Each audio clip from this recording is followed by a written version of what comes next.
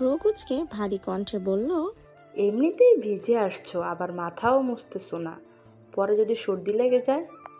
আবির ভাবুক স্বরে বলল। তারপর কি নিউমোনিয়া আক্রান্ত হয়ে মরে যাব? আইরিন কপট রাগ দেখিয়ে বলল, বাজে কথা বলো কেন, নাও মাথা মুছো। আবির ভারী কণ্ঠে বলল, মরে গেলে মাথা মুছি কি করব? নিয়ে যা টাওয়েল। মেঘ তড়িৎ ভেগে বসা থেকে উঠে এসে আইরিনের দিকে তাওয়াল দিয়ে শক্ত কণ্ঠে বলল, আইরিন একটা শার্ট নিয়ে আসো। আইরিন শার্ট আনতে চলে গেছে। মেঘ আবিরের চুল মুছতে মুছতে রাগী স্বরে বলল, আমি কাউকে মরে যেতে বলিনি। এমন সময় রাকিব ওদের ডাকতে রুমে আসছে। এই দৃশ্য দেখে দু হাতে মুখ লুকিয়ে ঠাট্টা স্বরে বলল, আমি মনে হয় ভুল রুমে চলে আসছি, এখন কি করব? আবির তপ্ত স্বরে বলল। মাফ চা। মেঘ আবিরকে থামিয়ে স্বাভাবিক কণ্ঠে বলল, আপনি ঠিক রুমেই এসেছেন, ভেতরে আসুন। রাকিব ঠাট্টা স্বরে আবারও বলল। বন্ধু, আমার ভুল হয়ে গেছে, মাফ করে দিস। রাকিব বিড়বিড় করতে করতে রুমে চলে আসলো। যেই জীবনে এমন যত্ন পেলাম না, সেই জীবনের প্রতি ধিক্কার জানাই। মেঘ তাওয়াল সরিয়ে আবারও সোফায় গিয়ে বসলো। এই রুমে কোনো মানুষজন নেই। গায়ে হলুদের মঞ্চ ভেতর দিকে একটা বড় রুমে করা হয়েছে। আত্মীয় স্বজন এমনকি তানভীররাও মঞ্চের কাছে আড্ডা দিচ্ছে। মেঘের ভালো লাগছিল না বলে এই রুমে এসে বসেছিল। মেঘের জন্য আবিরও এই রুমেই বসেছে। রাকিব মঞ্চে যায়, আবার একটু পর পর আবির মেঘকে নিতে আসে। আইরিন আসিফের একটা শার্ট মেঘকে দিয়ে চলে গেছে। মেঘ শার্ট এগিয়ে দিয়ে স্বাভাবিক কণ্ঠে বলল, এটা পরে আসুন। শার্ট পরে কি হবে? মরে গেলে তো লাশ হয়েই যাব। মেঘ এবার অগ্নি দৃষ্টিতে তাকালো। মেঘের ইচ্ছে করছিল আবিরের মুখ চেপে ধরতে, কিন্তু পারল না। রাকিব রুম থেকে বেরিয়ে যেতে যেতে রাগী স্বরে বলল, 5 মিনিটের মধ্যে তোদের নাটক শেষ করে যদি ভেতরে না আসিস, তাহলে তোদের দুটাকে মেরে আমি কাল জেলে চলে যাব। মেঘ মৃদু হাসলো। তাহলে রিয়া আপু কি করবে? কি আর করবে, জেলখানার বাইরে বসে কাঁদবে। তোমরা তো আর কোনো উপায় রাখতেছো না। আবির গভীর কণ্ঠে বলল। মুখটা বন্ধ করে যা, আমরা আসতেছি। আবির পাঞ্জাবি খুলে সেকেন্ডের মধ্যে শার্ট পরে ফেলেছে। মেঘ আবিরের ভেজা পাঞ্জাবি হাতে নিয়ে কপাল গুটিয়ে প্রশ্ন করল, আপনি কোথায় গেছিলেন আর এত ভিজলেন কিভাবে? আবির সরু নেত্রে তাকিয়ে মৃদু হেসে বলল, তো না হওয়া শ্বশুর আর তার ছেলেটাকে দেখতে গেছিলাম। আবির রুম থেকে বেরিয়ে যাচ্ছে। মেঘ নিঃশব্দে হেসে প্রশ্ন করল, পছন্দ হয়েছে? আবির ঘাড় ঘুরিয়ে চাপা স্বরে বলল, খুব। মেঘ মিটিমিটি হাসছে। এতক্ষণ যাবৎ মনের কোণে জমে থাকা অভিমানগুলো মুহূর্তেই গায়েব হয়ে গেছে। বিকেলে মেহমান না আসার কারণটা মেঘ এখন খুব ভালোভাবেই বুঝতে পেরেছে। চোখ মুখ মুছে ঠোঁটে প্রশান্তির হাসি নিয়ে মঞ্চে গেল। মিম মেঘকে দেখে জিজ্ঞেস করলো, মন ভালো হয়েছে তোমার? মেঘ মিমের কানের কাছে বিড়বিড় করে বলল, আমাকে আজ যাদের দেখতে আসার কথা ছিল আবির ভাই তাদের। মিম আতঙ্কিত কণ্ঠে শুধালো, কি করেছো? মেঘ মেকি স্বরে বলল, তেমন কিছু না, তুই বুঝবি না। মেঘকে হাসি খুশি দেখে সবাই স্বস্তির নিঃশ্বাস ফেলেছে। ফুপ্পি আগেও কয়েকবার মেঘের কাছে যেতে চেয়েছিল, কিন্তু জান্নাত যেতে দেয়নি। কারণ ফুপ্পি মেঘকে বোঝাতে গেলে দেখা যাবে দুজনেই কেঁদে একাকার অবস্থা করে ফেলবে।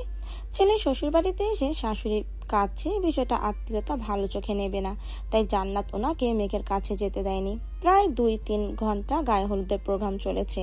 বাহিরে ঝুম বৃষ্টি হচ্ছে, সাথে বজ্রপাত। আলী আহমদ খান আবিরকে কল দিলেন। আবির রিসিভ করে বলল, হ্যাঁ বউ বলো, এখন খাবো, খেয়ে বের হব। আলী আহমদ খান ঠান্ডা কণ্ঠে বললেন, আচ্ছা ঠিক আছে। আবির সবাইকে জানিয়ে দিয়েছে। গভীর রাতে সবাই একসঙ্গে খেতে বসেছে। মেঘের প্রচন্ড মাথা ব্যথা করছে। সারাদিন যাবৎ কাঁদতে কাঁদতে এখন মাথা ব্যথায় চোখ মেলতে পারছে না, খেতেও ইচ্ছে করছে না। আবিরের জোরাজোরিতে কোনো রকমে অল্প খাবার খেয়ে ওষুধ খেয়ে ঘুমিয়ে পড়েছে। মেঘ, মিম, আইরিন সবাই এক রুমে শুয়েছে। মাঝরাতে কারো কান্নার শব্দে হঠাৎ করে মেঘের ঘুম ভেঙে গেছে। একই অপরিচিত জায়গা, আশেপাশে সব অন্ধকার। কান্নার শব্দ ধীরে ধীরে বাড়ছে। মনে হচ্ছে কোনো ছেলে কাঁদছে। মেঘের মনে আতঙ্ক আর কৌতূহল দুটোই বাসা বেঁধেছে। ধীরে ধীরে শোয়া থেকে ফ্লোরে পা রাখতেই কোনো মানুষের পায়ে পা লাগলো। অমনি মেঘ লাফ দিয়ে উঠেছে। তারপর মনে হলো রাকিব ভাইয়ের 2-3টা কাজিন রাতে এই রুমে শুয়েছিল। মেঘ ভয়ে ভয়ে রুম থেকে বের হলো। দুটো রুম পরে একটা রুমে আলাদা জ্বলছে, সেটা সোফার রুম, আর সেই রুম থেকেই কান্নার শব্দ আসছে। মেঘ বুক ফুলিয়ে শ্বাস ছেড়ে নিজেকে ধাতস্থ করে পা বাড়ালো সেই রুমের উদ্দেশ্যে। যত এগিয়ে যাচ্ছে পুরুষালী কণ্ঠের কান্নার শব্দ তত বেশি তীব্র হচ্ছে। আশেপাশে দু একজনের চাপা স্বর ভেসে আসছে। মেঘ রুমের দরজায় দাঁড়াতেই চমকে উঠল। ফুপ্পি সোফায় বসে আছেন। আবির ফ্লোরে হাঁটু গেড়ে বসে ফুপ্পির উড়োতে মাথা রেখে হাউমাউ করে কাঁদছে। আবিরের এক পাশে তানভীর, অন্য পাশে আসিফ ফ্লোরে বসে আবিরকে শান্ত করার চেষ্টা করছে। ফুপ্পি আবিরের মাথায় হাত বুলিয়ে দিচ্ছে আর আবির অঝরে কাঁদছে। জান্নাত আসিফের পাশে সোফায় বসা। হঠাৎ দরজায় মেঘকে দেখানো দেখে জান্নাত শীতল কণ্ঠে ডাকলো, মেঘ তুমি এখানে? মেঘের দৃষ্টি আবিরের পানে। মেঘের বুকের ভেতরটা ছলাৎ ছলাৎ করছে। আবির ভাইকে এভাবে কাঁদতে দেখে কাদম্বিনীর দম বন্ধ হয়ে আসছে, হৃদস্পন্দন থেমে গেছে। জান্নাতের মুখে মেঘের নাম শুনে আবির সহ সবাই আটকে উঠল।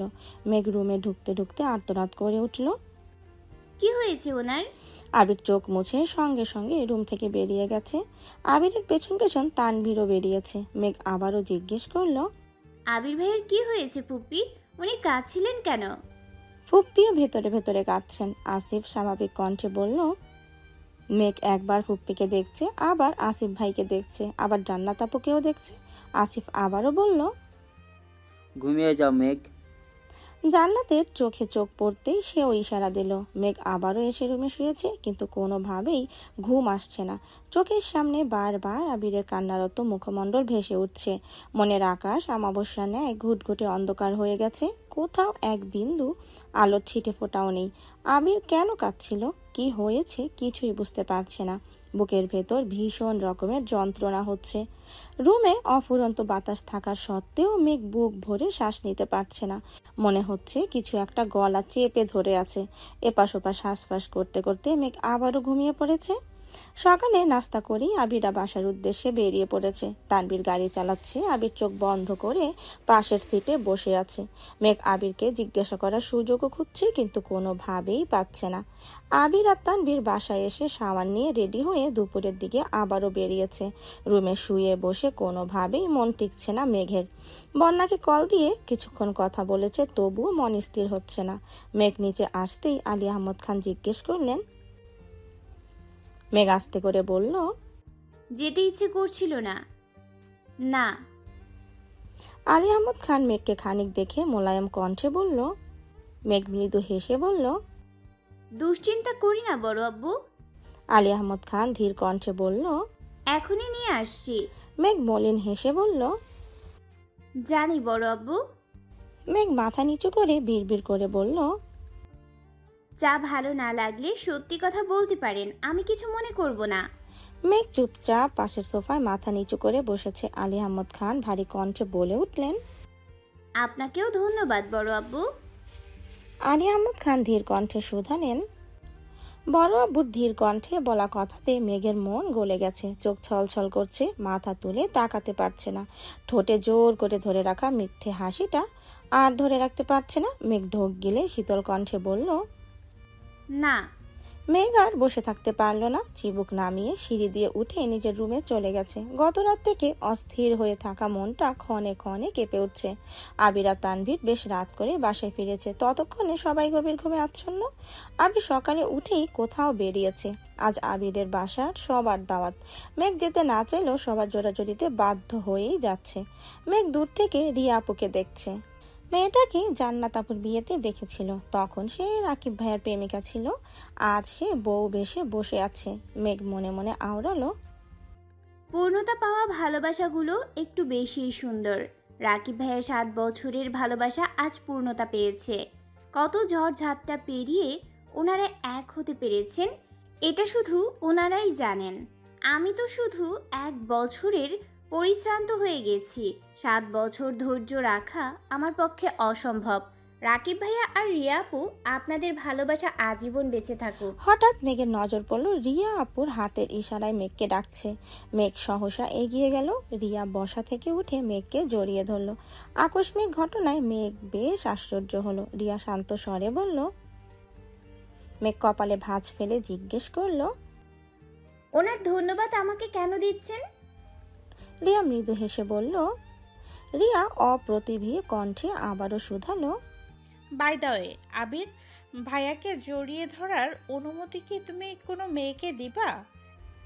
মেঘ সঙ্গে সঙ্গে চোখ গোল করে তাকালো। বুকের ভেতরে ক্রোধটা দীর্ঘ নিঃশ্বাস হয়ে বেরিয়ে আসলো। ক্রোধিত কণ্ঠে বলল। না।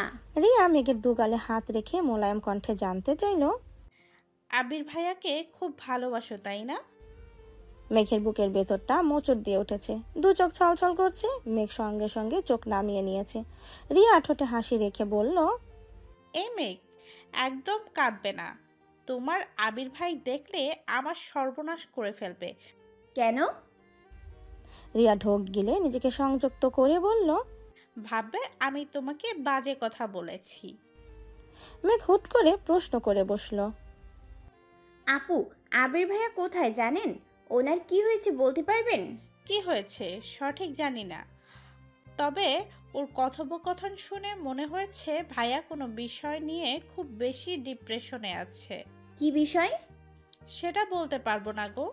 ওরা দুই বন্ধু এমন ধাতু দিয়ে তৈরি যা শেয়ার করবে না, তা পেটে বোমা মারলেও বলবে না। তুমি সাবধানে থেকো আর ভাইয়ার যত্ন নিও, যদিও আমি জানি তুমি খুব কেয়ারিং। মেঘ কপাল গুটালো। এমন সময় রাকিব এসে বলল। কি ব্যাপার, আমার অবর্তমানে আমাকে নিয়ে কি আলোচনা চলছে? রিয়া ঠাট্টার স্বরে বলল। আহ, আসছে আমার সেলিব্রিটি গো, তাকে নিয়ে আমাদের আলোচনা করতে হবে। রাকিব সহাস্যে বলল। আমাকে নিয়ে আলোচনা না করলে কি হবে? আমার বন্ধুকে নিয়ে তো ঠিকই করেছো, বলো করনে।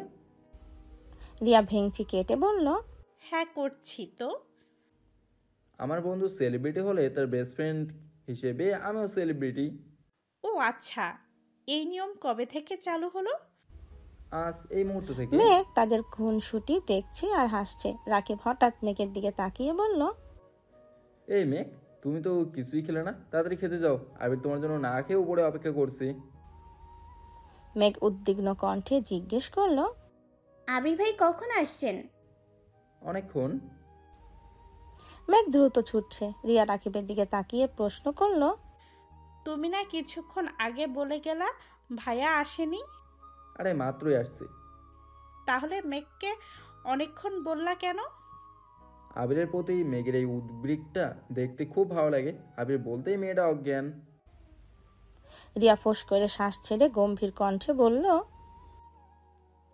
তোমরা দুই বন্ধু শুধু শুধু মেয়েদের কষ্টই দিতে পারো। মেয়েটা আবির ভাইয়ার জন্য এত পাগল, তারপরও ভাইয়া কিচ্ছু বলে না কেন? মেঘের 1 বছরের ভালোবাসা থেকেই তুমি হতাশ, অথচ আবির কতগুলো বছর যাবৎ নিজের সাথে নিজে লড়াই করে চলছে। সে বেলায় মেঘকে ছুটতে দেখে রাকিব কপাল গুটিয়ে ধীর কণ্ঠে জিজ্ঞেস করলো। এভাবে ছুটছিস কেন? আপনি কোথায় ছিলেন? একটু কাঁদছিল। খাসনি শুনলাম। কেন, খিদে পাইনি? না। আবির কপট দুষ্টমির স্বরে বলল। পেটের 3 ভাগ যদি রাগ জেদ আর অভিমানে ভরে থাকে, বাকি 1 ভাগে তো পানিই থাকে, তাহলে আর খিদা লাগবে কেন? মেঘ ওষ্ঠ উল্টে বিড়বিড় করে বলল। মোটেই না। সবাই খেয়েছে, তুই খাসনি কেন? আপনি আসছিলেন না তাই। কল দিয়ে বলেছিলি একবার। মেঘ চোখ পিট পিট করে তাকালো। ধীর কণ্ঠে বলল। মনে ছিল না। আবির তপ্ত স্বরে বলল। বাহ, খুব ভালো। ঈদের বেশ কিছুদিন কেটে গেছে। আবিরদের অফিস শুরু হয়ে গেছে, ভার্সিটিও খুলে গেছে। রাকিব আর রিয়া হানিমুনে গেছে, তাই আবিরের একা সবকিছু সামলাতে হচ্ছে। 2 অফিস সামনে রীতিমতো হিমশিম খাচ্ছে আবির। এই বিকেলে মেঘকে কল দিল আবির। মেঘ কল রিসিভ করতেই আবির বলল। আমাকে দেওয়ার মতো একটুখানি সময় কি হবে আপনার? আবিরের আহ্লাদি কণ্ঠে বলা কথা শুনেই মেঘ মুচকি হেসে বলল।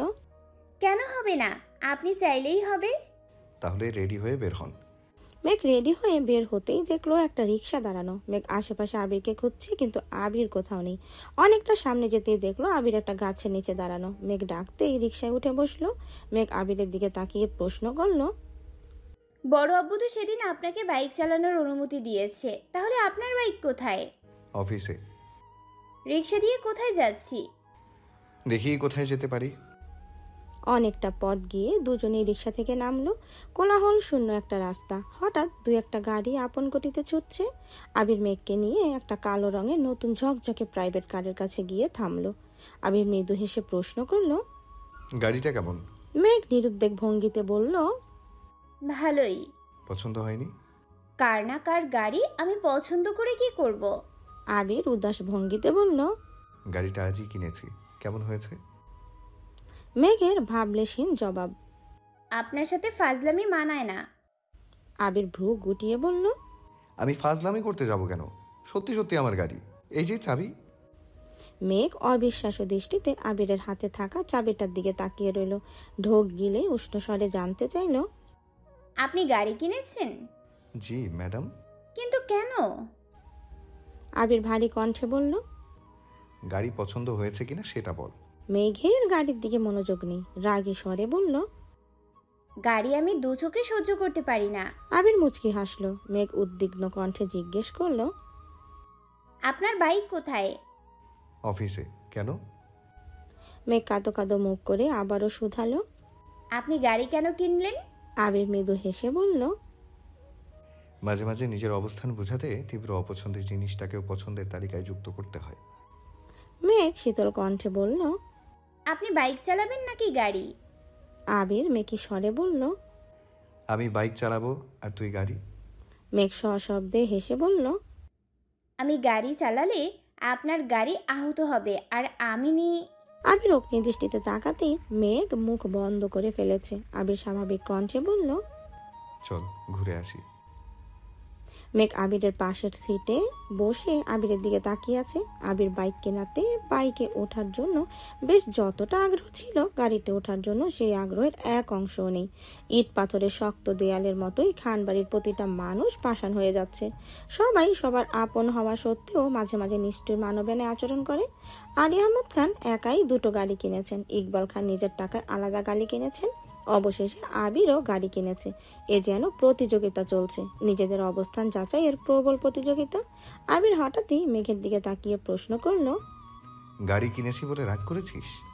মেঘ মলিন হেসে বলল, না, রাগ করিনি। আপনার ইচ্ছে হয়েছে তাই কিনেছেন, এদের রাগ করার কি আছে? মেঘ এবার ঠান্ডা কণ্ঠে বলল, একটা কথা জিজ্ঞেস করি। হুম। রাকিব ভাইয়ার গায়ে হলুদের রাতে আপনি কাঁদছিলেন কেন? বেশ কিছু সময় নিশ্চুপ থেকে আবির তপ্ত স্বরে বলল, নিজের করা ভ্রান্তিগুলো অতর্কিতে বুকের ভেতর প্রদীপ্ত আগুনের উত্তাপ সৃষ্টি করলে সহস্রবার চেষ্টার পরও নিজেকে অবিচল রাখা যায় না। মেঘ কিছুই বুঝতে পারেনি, তাই প্রত্যুত্তরে কিছু বলতেও পারলো না। ঘন্টাখানেক মেঘকে নিয়ে ঘুরে অবশেষে রাস্তার এক পাশে গাড়ি থামালো আবির। আশেপাশে অনেক মানুষ। মেঘ আবিরের দিকে তাকিয়ে প্রশ্ন করলো, আমরা এখানে কেন আসছি? এমন সময় মিনহাজ আর তামিম এগিয়ে আসছে। ওদের দেখেই মেঘ গম্ভীর কণ্ঠে বলল, আমি এখানে থাকবো না।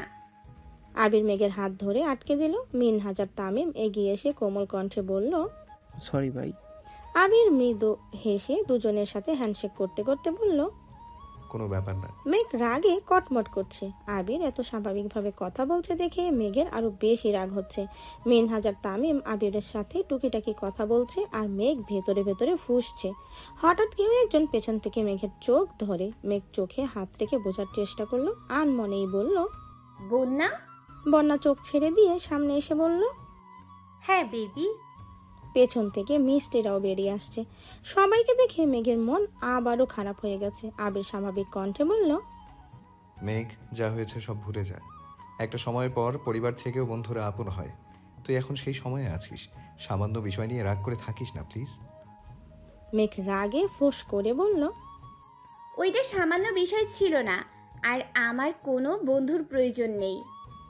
আবির শান্ত স্বরে বলল, প্লিজ মেঘ, এত রাগ করে থাকিস না। মিষ্টি, মিনহাজ, তামিম কানে ধরে সরি বলছে। মেঘ তবুও মুখ ফুলিয়ে রেখেছে। মেঘ রাগে কটকট করে বলল, আপনি বাসায় না গেলে আমি একাই চলে যাব। মিনহাজ আর তামিম কাঁদো কাঁদো মুখ করে বলল, তোর পায়ে তুলে মাফ করবি আমাদের? মেঘ রাগী স্বরে বলল, না, তোরা তোদের মতো থাক, আমি আমার মতো থাকবো।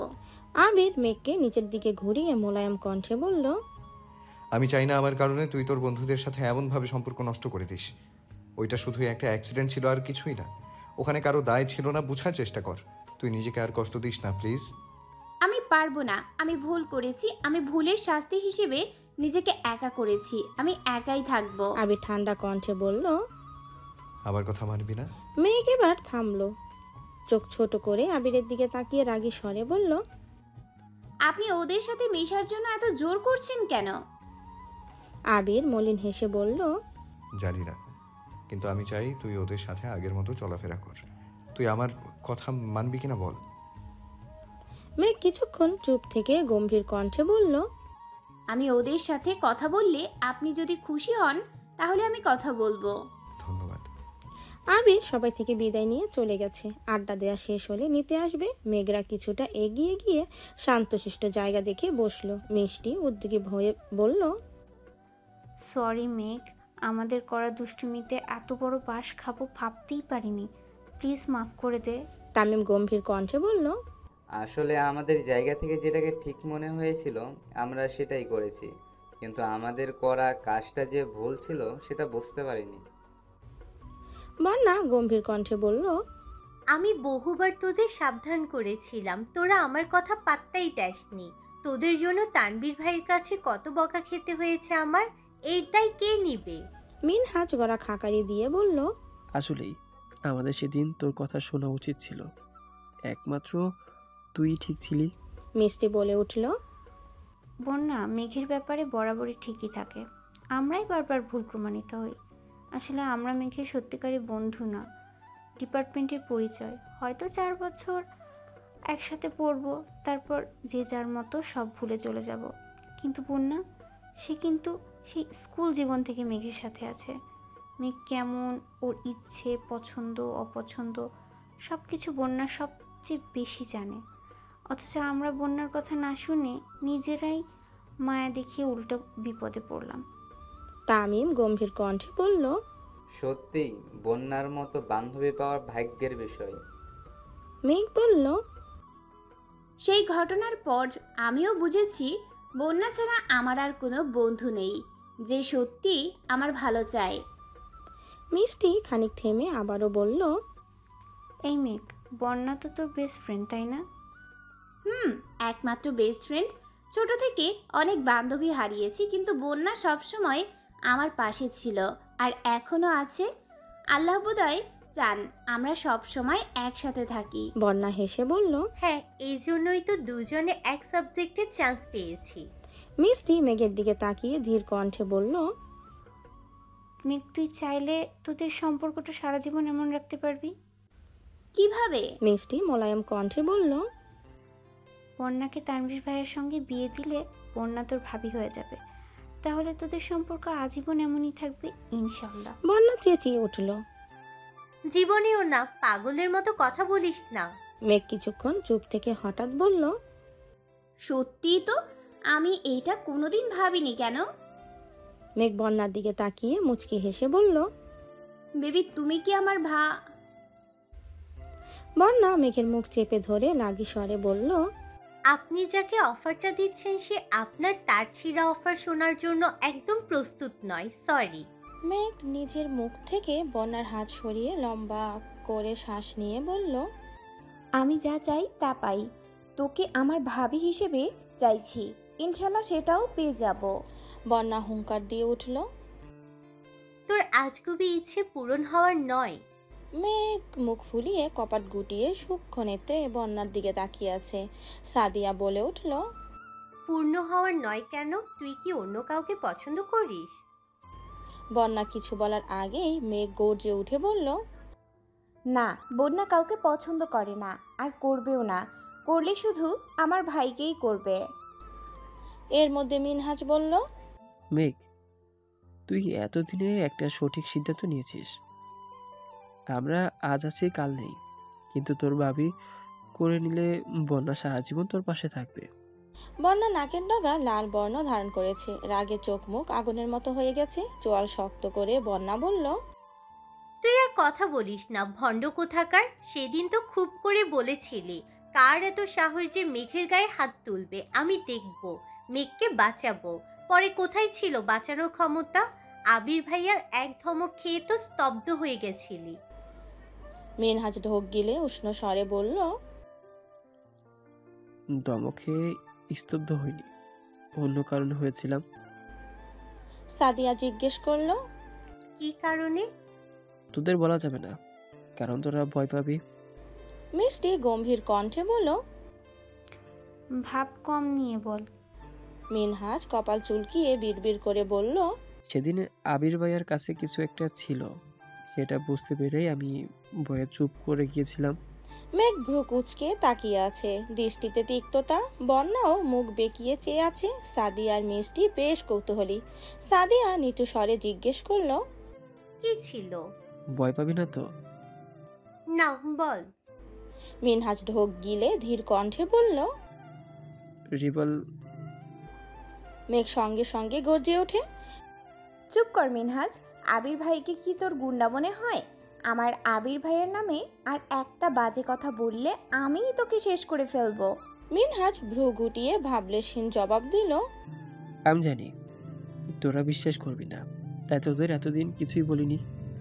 তাছাড়া মেঘ শোন, আবির ভাইকে গুন্ডা বলছি না, আমি শুধু বলছি ওনার কাছে এইরকম কিছু একটা আছে। বন্যা ফোঁস করে বলল, বাজে কথা বলিস না মিনহাজ, আবির ভাইকে দেখে তুই ভয় পেয়ে চুপসে গেছিস, সেটা স্বীকার কর। মিনহাজ গম্ভীর কণ্ঠে বলল, ওনাকে দেখে ভয় পাইলে হয়তো ভয়ে পালাইতাম, না হয় শুরু থেকে চুপ করে স্ট্যাচুর মতো দাঁড়িয়ে থাকতাম। কিন্তু তোদের মনে আছে কিনা জানি না, আমি কিন্তু ঠিকই কথা বলতে এগিয়ে গিয়েছিলাম। ওনার ধমক খেয়ে থামছি ঠিক আছে, কিন্তু আমার নজর ছিল ওনার হাতের দিকে। উনি বারবার পিছন থেকে কিছু একটা বের করতে চাইছিলেন, কিন্তু ওনার বন্ধু হাত চেপে ধরে বারবার বারণ করছিল। আমি যতক্ষণ মাথা নিচু করে দাঁড়িয়েছিলাম ততক্ষণ শুধু সেদিকে তাকিয়েছিলাম। মেঘ অবিশ্বাস্য কণ্ঠে বলল, তুই বললি আর আমি বিশ্বাস করে ফেলবো? জীবনেও না। বিশ্বাস করতে হবে না, যেদিন স্বচক্ষে দেখবি সেদিন আমার এই কথাটা মনে করিস, তাহলেই হবে। অবশ্য তোর সামনে ওনার ওই রূপটা আসার সম্ভাবনা খুবই কম। সাদিয়া নম্রভাবে জিজ্ঞেস করলো, কেন? মিনহাজ ফের বলল, মেঘের সামনে আবির ভাইয়া খুব ফর্মাল, অথচ আড়ালে। মেঘ ভারী কণ্ঠে শুধালো, আবির ভাইয়ের কাছে যদি সত্যি কিছু থাকতো, উনি অ্যাক্সিডেন্ট করার পর কোথায় হাওয়া হয়ে গেছিল? হাসপাতালে তো আমি সর্বক্ষণ ওনার সাথে ছিলাম, দেখিনি কেন? মিনহাজ সশব্দে হেসে বলল, ওনাকে হাসপাতালে যে আনছিল এই কথাটা তাকে জিজ্ঞেস করিস। মেঘ কপাল কুঁচকে ভাবছে, সেদিন মেঘরা হাসপাতালে যাওয়ার আগেই আবিরকে রুমে পাঠিয়ে দেওয়া হয়েছিল। তাছাড়া তানভীর ভাইয়াও সেখানে ছিল না। তাহলে কি মিনহাজের বলা কথাই সত্যি? মেঘ নিজের মাথায় নিজে গাঁটটা মেরে মনে মনে বিড়বিড় করলো, আমি কি ভাবছি এসব? বন্যা মেঘকে এক পলক দেখে ধমকের স্বরে বলল, চুপ করবি? তোদের আজে বাজে কথা শুনে ইচ্ছে করতেছে ওই লাঠিটা দিয়ে তোর মাথায় মারি। তামিম এবার করুণ স্বরে বলল, হ্যাঁ, একেবারেই মেরে ফেল। কপালে কোন ফেরে যে তোদের দুইটার সাথে বন্ধুত্ব হয়েছিল একমাত্র আল্লাহই ভালো জানে। একজন 3 দিন বন্দি। মিনহাজ তামিমকে গুতা দিতেই তামিম চুপ করে গেছে। বন্যা তৎক্ষণাৎ জিজ্ঞেস করলো, এই মিনহাজ, তখন 3 দিন তোরা কোথায় ছিলি? কি হয়েছিল তোদের সাথে? সেসব বলা বারণ। সাদিয়া ঠাট্টা করে বলল, মাইর কেমন খাইছিলি? তামিম আস্তে করে বলল, শুরুটাও অশুভ হলেও শেষটা খুব উস্কিত ছিল, মনে রাখার মতো। মিষ্টি হালকা ধমকের স্বরে বলল, আগের কাহিনী বাদ দে, আজকের দিনে আয়। বন্যা, এবার তুই কিছু বল। বন্যা রাগী কণ্ঠে বলল, আমি নতুন করে কিছু বলতে চাই না। মেঘ আমার বেস্ট ফ্রেন্ড, আমি সারা জীবন বেস্ট ফ্রেন্ড হিসেবেই ওকে সাপোর্ট করব, ইনশাল্লাহ। মেঘ রাগান্বিত কণ্ঠে বলল, এমন বহু বেস্ট ফ্রেন্ড দেখেছি যারা শুরুর দিকে একে অপরকে ছাড়া বাঁচে না, প্রয়োজন শেষে কিংবা দুজনের দূরত্ব বেড়ে গেলে যোগাযোগ বন্ধ হয়ে যায়, চোখের আড়াল থেকে ধীরে ধীরে মনের আড়ালেও হয়ে যায়। আমি তেমন সম্পর্ক চাই না। আল্লাহ যেহেতু আমাদের এত বছর একসাথে রেখেছেন, আশা করব বাকি জীবনও রাখবেন। আজ এই মুহূর্তে তোদের সাক্ষী রেখে বন্যাকে আমি আমার ভাবি হিসেবে স্বীকৃতি দিয়ে দিচ্ছি। বন্যা এখন চাইলেও আমার ভাইকে ছাড়া কাউকে ভালোবাসতে পারবে না। বন্যা আমার ভাবি, আজ থেকে আমি বন্যাকে ভাবি ডাকবো, এটাই ফাইনাল। বন্যা গম্ভীর কণ্ঠে বলল, সব বিষয়ে পাগলামি করিস না, এটা সম্ভব না মেঘ। সম্ভব অসম্ভব আমায় বলতে হবে না, আমি এত কিছু শুনতেও চাই না। তুই আমার ভাবি মানে ভাবি, এই বিষয়ে আমি আর একটা কথাও শুনতে চাই না। বন্যা কপাল গুটিয়ে মেঘকে দেখছে। মেয়েটা একদমে কথাগুলো বলে শেষ করে ঘন ঘন নিঃশ্বাস ছাড়ছে। মেঘ ইদানিং শান্ত স্বরে কথা বলে কাউকে মানাতে না পারলে তৎক্ষণাৎ আবিরের মতো শক্ত আর সাবলীল ভঙ্গিতে নিজের ইচ্ছেকে অন্যের উপর চাপিয়ে দেয়। আজও তাই করছে। মেঘের এমন পাগলামিতে বন্যা বরাবরই অভ্যস্ত। কিছুদিন আগেই আবিরের মুখে ভালোবাসি শুনতে উঠে পড়ে লেগেছিল। সেই ঝামেলা মিটল কিনা আবারও আরেক পাগলামিতে মেটেছে। মেঘকে যে যা বলে যদি ওর সেটাকে ঠিক মনে হয় তাহলে সেটা নিয়েই হইচই শুরু করে। এতদিন যা কিছু নিয়েই হই হুল্লোড় করুক না কেন, আজ মেঘের পাগলামির মূল কেন্দ্রবিন্দু বন্যা। তানভীরের প্রতি বন্যার কোনো কালই তেমন আগ্রহ ছিল না। মেঘকে কড়া শাসন দেখেই বন্যা ভীত হয়ে থাকতো। তানভীর বাসায় থাকলে কখনো মেঘদের বাসায়ও যেত না, কথা বলা তো দূরের বিষয়ে। বছরখানেক যাবৎ ফোনে মাঝে মধ্যেই কথা হয় তানভীর আর বন্যার, তবে সেখানে থাকে বিশাল এক সীমাবদ্ধতা। প্রয়োজনের বাহিরে তানভীর দু একটা কথা জিজ্ঞেস করলেও বুক কাঁপে বন্যার। বন্যা বরাবরই স্পষ্টভাষী একটা মেয়ে, কোনো কিছু ভালো না লাগলে মুখের উপর না বলতে দুবার ভাবে না, কিন্তু মেঘের সাথে সেভাবে কথা বলতে পারে না, কারণ মেঘ খুব অভিমানী। একবার মন খারাপ করে ফেললে এত সহজে ঠিক হয় না। আবিরের কথায় হয়তো মিনহাজদের সাথে কথা বলছে ঠিকই, তবে পূর্বের মতো স্বাভাবিক বন্ধন আর কখনো হবে না। তবে মেঘের আজকের পাগলামিও বন্যায় স্বাভাবিকভাবে নিতে পারছে না। বন্যা ভ্রু কুচকে তাকিয়ে আছে। মেঘকে কিভাবে থামাবে সেসব ভেবেই বুক চাপটে বন্যার। অসহায়নীয় ব্যথা অনুভব হচ্ছে বুকে। মিনহাজ হুট করেই বলে ফেলল, আজ থেকে সবাই মেঘ আর বন্যা দুজনকে ভাবি বলে ডাকবি, বুঝলি? মেঘ, বন্যা, সাদিয়ারা সবাই একসঙ্গে শুধালো, কেন? মিনহাজ মুখে হাসি রেখে বলল, মেঘ আবির ভাইয়ার বউ, তার মানে আমাদের ভাবি, আর বন্যা তানভীর ভাইয়ার বউ। বন্যা ধমক দিয়ে বলল, মেঘকে ডাকতে ইচ্ছে করলে ডাক, আমায় কিছু ডাকতে আসবি না। তামিম লম্বা করে শ্বাস টেনে ফোঁস করে ছেড়ে উদাসীন ভঙ্গিতে বলল, থাক ভাই, আমরা কোনো রিস্ক নিতে চাই না। আজ থেকে মেঘও ভাবি, তুইও ভাবি। মেঘ গম্ভীর কণ্ঠে বলল, আবির ভাইয়ের সাথে আমার বিয়ে হয় কিনা সন্দেহ, ভাবি ডেকে আমার কোমল মনে আর আঘাত দিস না। মিনহাজ মুখে হাসি রেখে বলল, আমরা এত কিছু জেনে কি করব? বাঁচতে হলে ভাবি ডাকা ছাড়া উপায় নাই। আর বন্যা ভাবি, প্লিজ আপনিও আমাদের মাফ করে দিবেন। বন্যা রাগে ফুঁসতে ফুঁসতে বলল, আমাকে একদম ভাবি ডাকবি না, মেঘ পাগলামি করছে, সাথে তোরাও শুরু করছিস। তামিম মৃদু স্বরে বলল, মেঘের ভাবি অথবা অন্য কারো বউ যাই হোস না কেন, ঘুরে ফিরে আমাদেরই ভাবি হবি, তাই তোরা দুইজনই আমাদের ভাবি। মেঘ নিজের হাঁটুর ওপর হাত রেখে মেকি স্বরে বন্যাকে ডাকলো, ভাবি, ওই ভাবি। বন্যা অগ্নি দৃষ্টিতে মেঘের দিকে তাকাতেই মেঘ আতঙ্কে কিছুটা পিছিয়ে ওষ্ঠ উল্টে বিড়বিড় করে বলল, দেখো ভাবি, তুমি আমার সাথে এমন ব্যবহার করতে পারো না। আমি কিন্তু ভাইয়াকে বিচার দিব। আমি না তোমার একমাত্র ননদিনী, একটু সুশ্রীর মতো তাকাও, মিষ্টি করে হাসো, তবেই না মনে শান্তি লাগবে। বন্যার মুখটা মলিন হয়ে আছে, নাক মুখ দেখেই বোঝা যাচ্ছে ভেতরে পেছনে রাগ পুষেছে। দাঁতে দাঁত চেপে ধরে মেঘের পাগলামিগুলো সহ্য করছিল, কিন্তু আর পারছে না। বন্যা রাগ কিশোরে বলতে শুরু করলো, মেঘ, তোর এই পাগলামির কোনো ভিত্তি নেই। তুই আমার বেস্ট ফ্রেন্ড, তোর সাথে আমার ভালো সম্পর্ক আছে, সেটা ভিন্ন কথা। সেখানে পরিবার টানা একদমই উচিত না। তোর ভাই যেই রাগী, হঠাৎ প্রয়োজনে দুটো কথা বলতেই আমার 10 বার ভাবতে হয়। সেখানে ওনার প্রতি অন্য কিছু আমি কখনো ভাবতে পারি না। আমি তোর পাগলামির মানে ঠিকই বুঝতে পেরেছি, কিন্তু তোর এই ইচ্ছে পূরণ করার সাধ্য আমার নেই। মেঘ প্রশ্ন করলো, আমার ভাইকে অপছন্দ করার একমাত্র কারণটাই রাগ নাকি অন্য কিছু? অন্য কিছু মানে? কিছু না।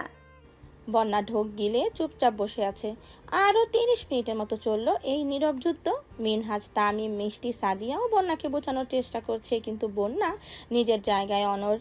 মেঘ কিছুক্ষণ জোর গলায় চেঁচামেচি করে হঠাৎই শান্ত হয়ে গেছে। প্রায় 15 মিনিট যাবৎ মেঘ নিশ্চুপ হয়ে বসে আছে। বন্যা বেশ কয়েকবার খেয়াল করেছে। মেঘের অভিমান বুঝেও বন্যা কিছু বলল না। মেঘ হঠাৎই ধীর স্বরে বলল, প্লিজ তোরা এবার থাম, সরি বন্যা। বন্যার সাথে সাথে সবাই ভ্রুকুচকে মেঘের দিকে তাকালো। মেঘের চোখ মুখ ফ্যাকাশে হয়ে আছে। বন্যা রাজি হয়নি বলে মেঘের মন এত তাড়াতাড়ি খারাপ হয়ে যাবে এমন মেয়ে মেঘ নয়। মেঘের গাম্ভীর্যতা দেখে বন্যার ভয় হচ্ছে। কোন কথা থেকে কোন কথার মানে বের করে গাল ফলিয়েছে এটা বুঝাই দুষ্কর। বন্যা এবার আদুরে ভঙ্গিতে বলল, কি হয়েছে বেবি? মেঘ বন্যার দিকে তাকিয়ে এক পলক তাকালো, তবে দৃষ্টিতে বিন্দু মাত্র উত্তাপ নেই। বন্যা মলিন মুখ করে আবারও বলল, বেবি তুমি কি রাগ করেছো? মেঘ জিভ দিয়ে ঠোঁট ভিজিয়ে অনুষ্ণ কণ্ঠে বলল, না, রাগ করিনি। মিনহাজ জিজ্ঞেস করলো, তো কি হয়েছে ভাবি? মেঘ মিনহাজের দিকে তাকিয়ে মলিন হাসলো। এভাবে বাহিরে কারো মুখে ভাবি শুনতে মেঘের বেশ ভালোই লাগছে। সহসা বন্যার দিকে এক নজর তাকিয়ে মিনমিনে স্বরে বলল, মানুষ নিরন্তর সুখের নীড় খুঁজে, কষ্ট আড়াল করে প্রতিনিয়ত স্বভাবসিদ্ধ হাসে। মেঘের বলা কাব্যিক কথার মানে কেউ বুঝল না। তামিম ধীর কণ্ঠে জানতে চাইল, কি হয়েছে মেঘ? মেঘ কণ্ঠ খাদে নামিয়ে বলল, সরি বন্যা, আমার ওই রকম ভাবে জোর করা একদমই উচিত হয়নি। বন্যা তপ্ত স্বরে বলল, কি হয়েছে তোর, প্লিজ বল। মেঘ ঢোক গিলে গলা খাকারি দিয়ে বলতে শুরু করলো, আমার পরিবার যেমন ছোট থেকেই আমার ব্যাপারে খুব সিরিয়াস, তেমন আমিও আমার পরিবারের ব্যাপারে সিরিয়াস। প্রতিটা মানুষের মতো আমার মনেও পরিবারের প্রতি সফট কর্নার আছে, যা হয়তো সারা জীবন থাকবে।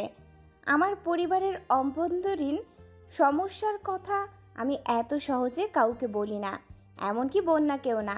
আমার মন খারাপের সময়টা নিজেকে গুটিয়ে রাখি, তবুও বন্ধুদের ফ্যামিলি প্রবলেম শেয়ার করি না।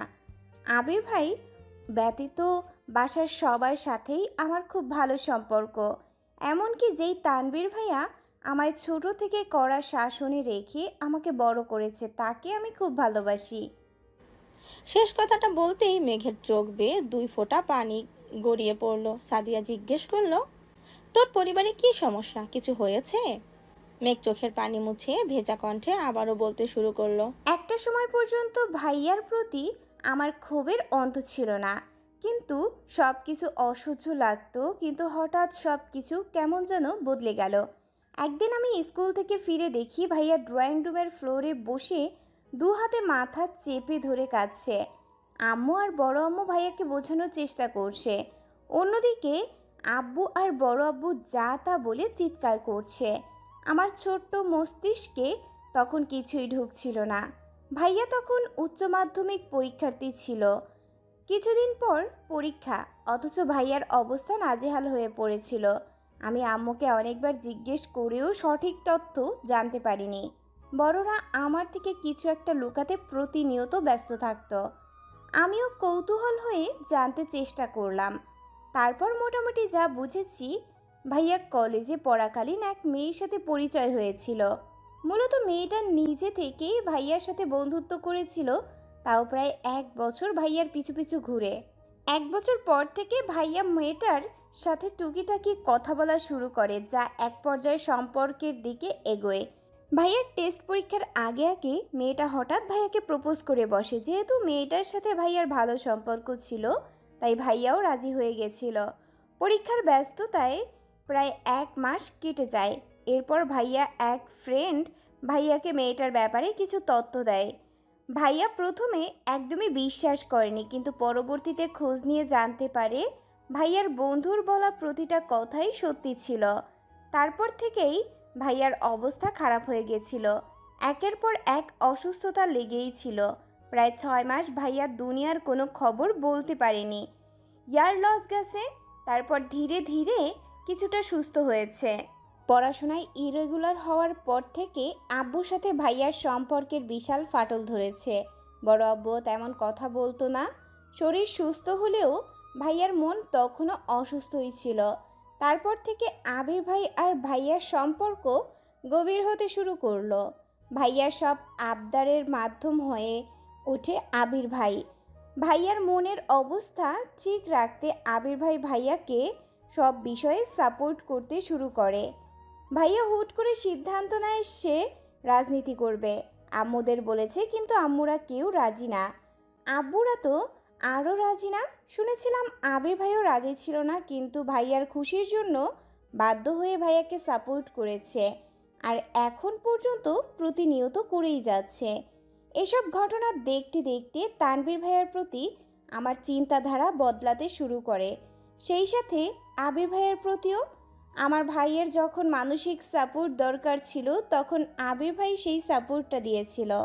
তাই আমিও ধীরে ধীরে আবির ভাইয়ের প্রতি মনের ভেতর পুষে রাখা আক্রোশ ভুলতে শুরু করি, কিন্তু এখনও আবির ভাইয়ের সাথে কথা বলার চেষ্টা করিনি। বন্যা ভ্রু কুচকে তাকিয়ে আছে। সাদিয়া প্রশ্ন করলো, মেয়েটা কি করেছিল? আমি বিস্তারিত জানি না, তবে শুনেছি মেয়েটা তার গ্রামের স্কুলে পড়াশোনা করাকালীন স্থানীয় এক ছেলের সাথে সম্পর্কে জড়িয়েছিল, যা মোটামুটি 4-5 বছরের। তারপর এখানে এসে ভর্তি হয়। তখন ভাইয়াকে দেখেছে মোটামুটি পরিচিত, আর ছেলে এলাকার স্থানীয়। তাছাড়া তখন ভাইয়া দেখতে শুনতে অনেক কিউট ছিল। সব মিলিয়ে ওই মেয়ে ভাইয়াকে পছন্দ করে ফেলে। আগের প্রেমিক এইসব জানার পর তাদের মধ্যে কি ঝামেলা হয়।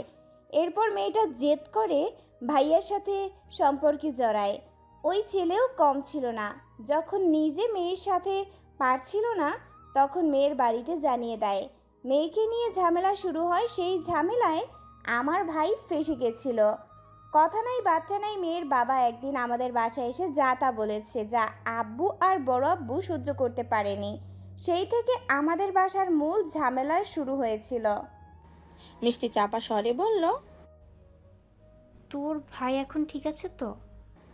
মেঘ মৃদু হেসে বলল, এখন ভাইয়া একদম ঠিক আছে। জানি না ভাইয়ার মনের অবস্থা কি। কখনো এই বিষয়ে বিস্তারিত জানতে চাইনি আমি। ভাইয়া সুস্থ হওয়ার পর থেকে আম্মুরা বা আমাদের সাথে কখনো খারাপ ব্যবহার করেনি। সেই ঘটনার পর থেকে ভাইয়ার মুখে কোনো মেয়ের কথা ভুলেও শুনিনি। কখনো কারোর সাথে তেমন কথা বলতেও দেখিনি। মেঘ একটু থেমে আবারও বলল, সরি বন্যা, তোর সাথে খুব ভালো সম্পর্কের জন্য আমি তোকে ভাবি হিসেবে চাইছি, আর কিছুই না।